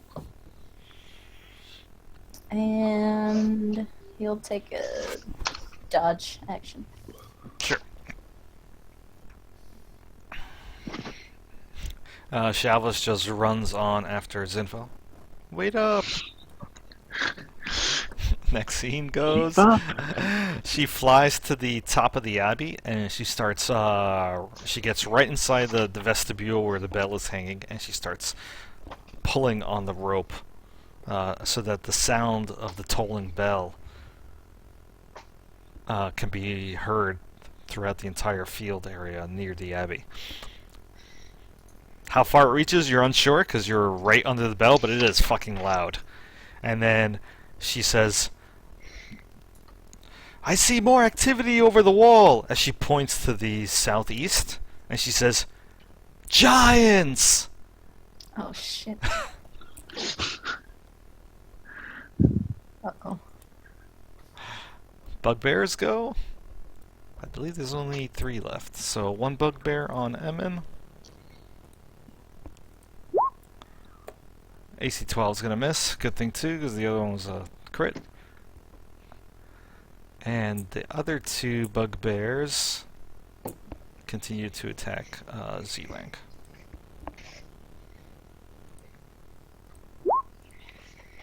Both missing. Kareem. Oh, Kareem, on your turn, the ogre is now more ablaze, and he now sheds light in a 20-foot radius. Ooh. Exciting. I just toss my torch on top of him. Oh, and he smells really bad, by the way. I one, two. I'll walk right here with this guy Sure. and attack him with my axes. You got it. Boop. 19 hits, 9 misses. Okay. 4 damage. Alright, 4 damage. So he is still alive. So you just cut him across the arm. Are you finished? Yeah, I guess. No shove? Alright. Yeah, sure, why not? You know what? You push me into it. I'm gonna shove him and try to make him prone. Try to make him prone, right? Alright, here's his athletics check. He rolls a 1, so he is now prone in front of Emin. Cool, so now we get advantage on attacking him. Alright, Zinfo, you're up. Okay. Relix is gonna go and help me out by distracting Odegar. Just kind of fly over his head. Sure. So he's Fly providing you, inside. he's doing a help action, got it? Alright. And I come up here, and I go stabby stabby with a booming blade. Actually, no, a green flame blade.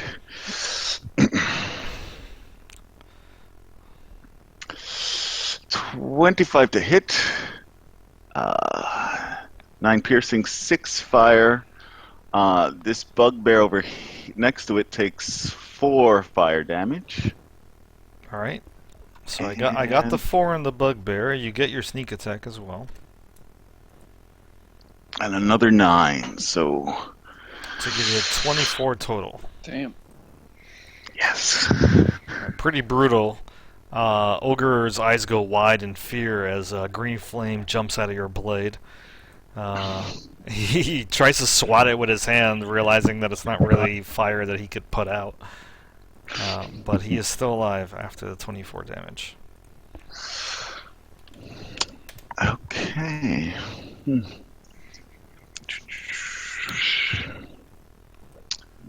I am done.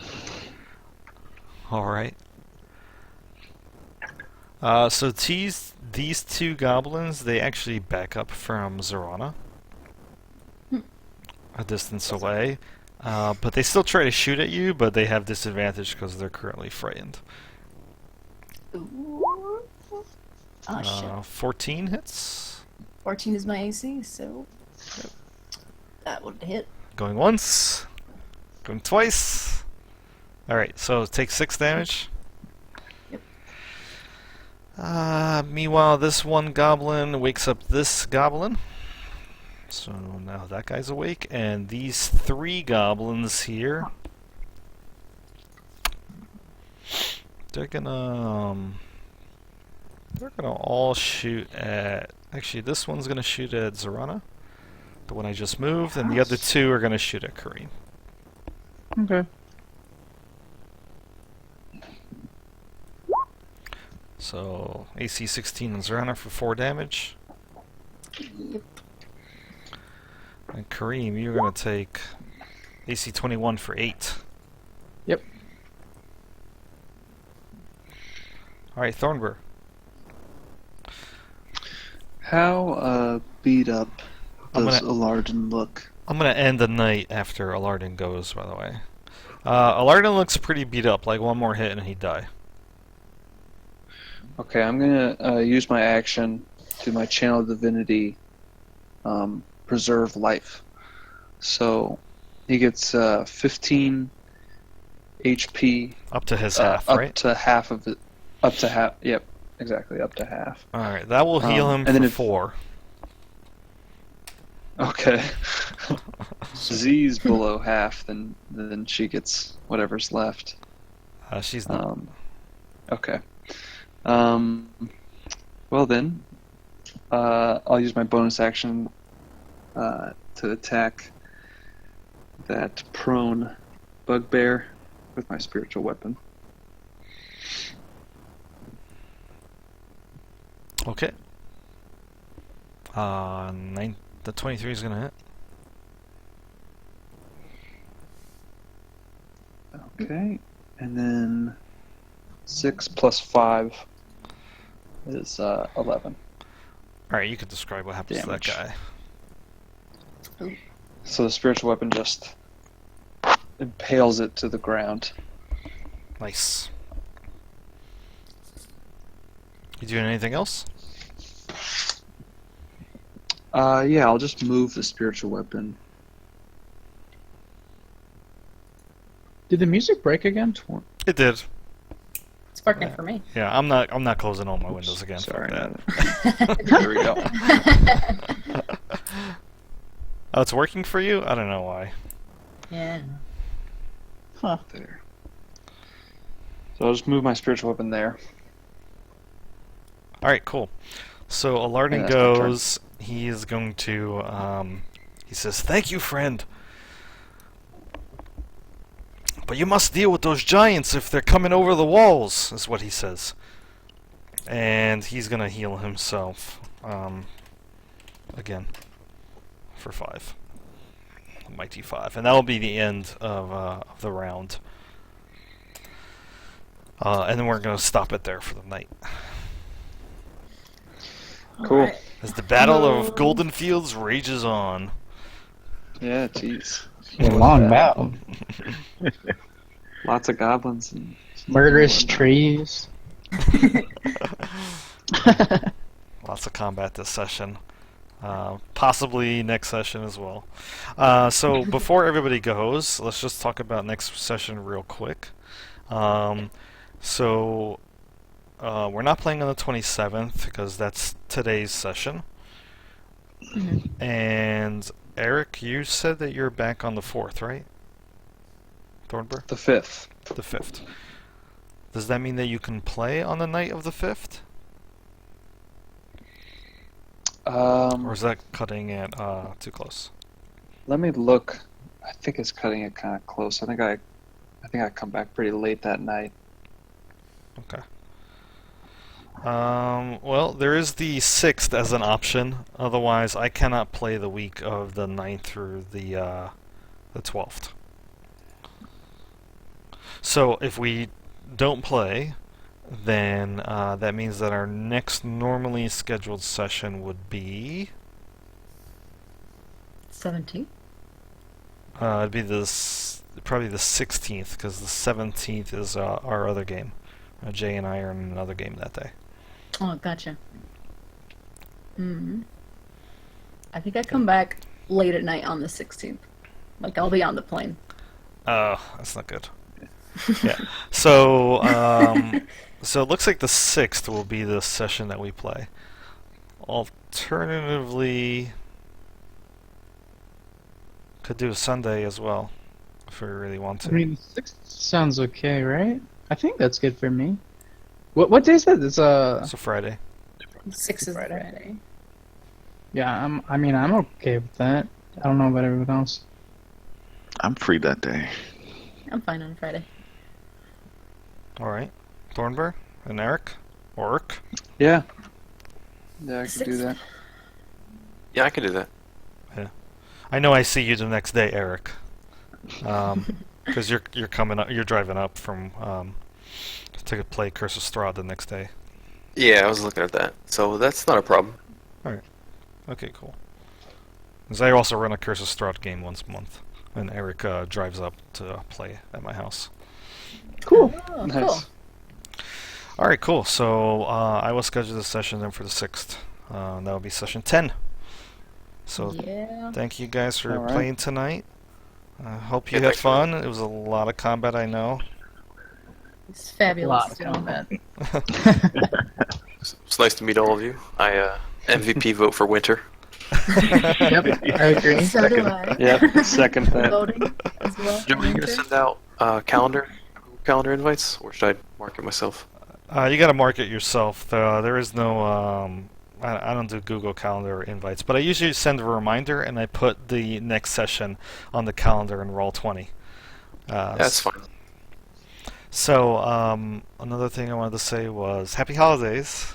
If you do celebrate Christmas, enjoy your Christmas, and have a happy and safe New Year. Happy Christmas, Hanukkah, New Year's. Kwanzaa. Kwanzaa.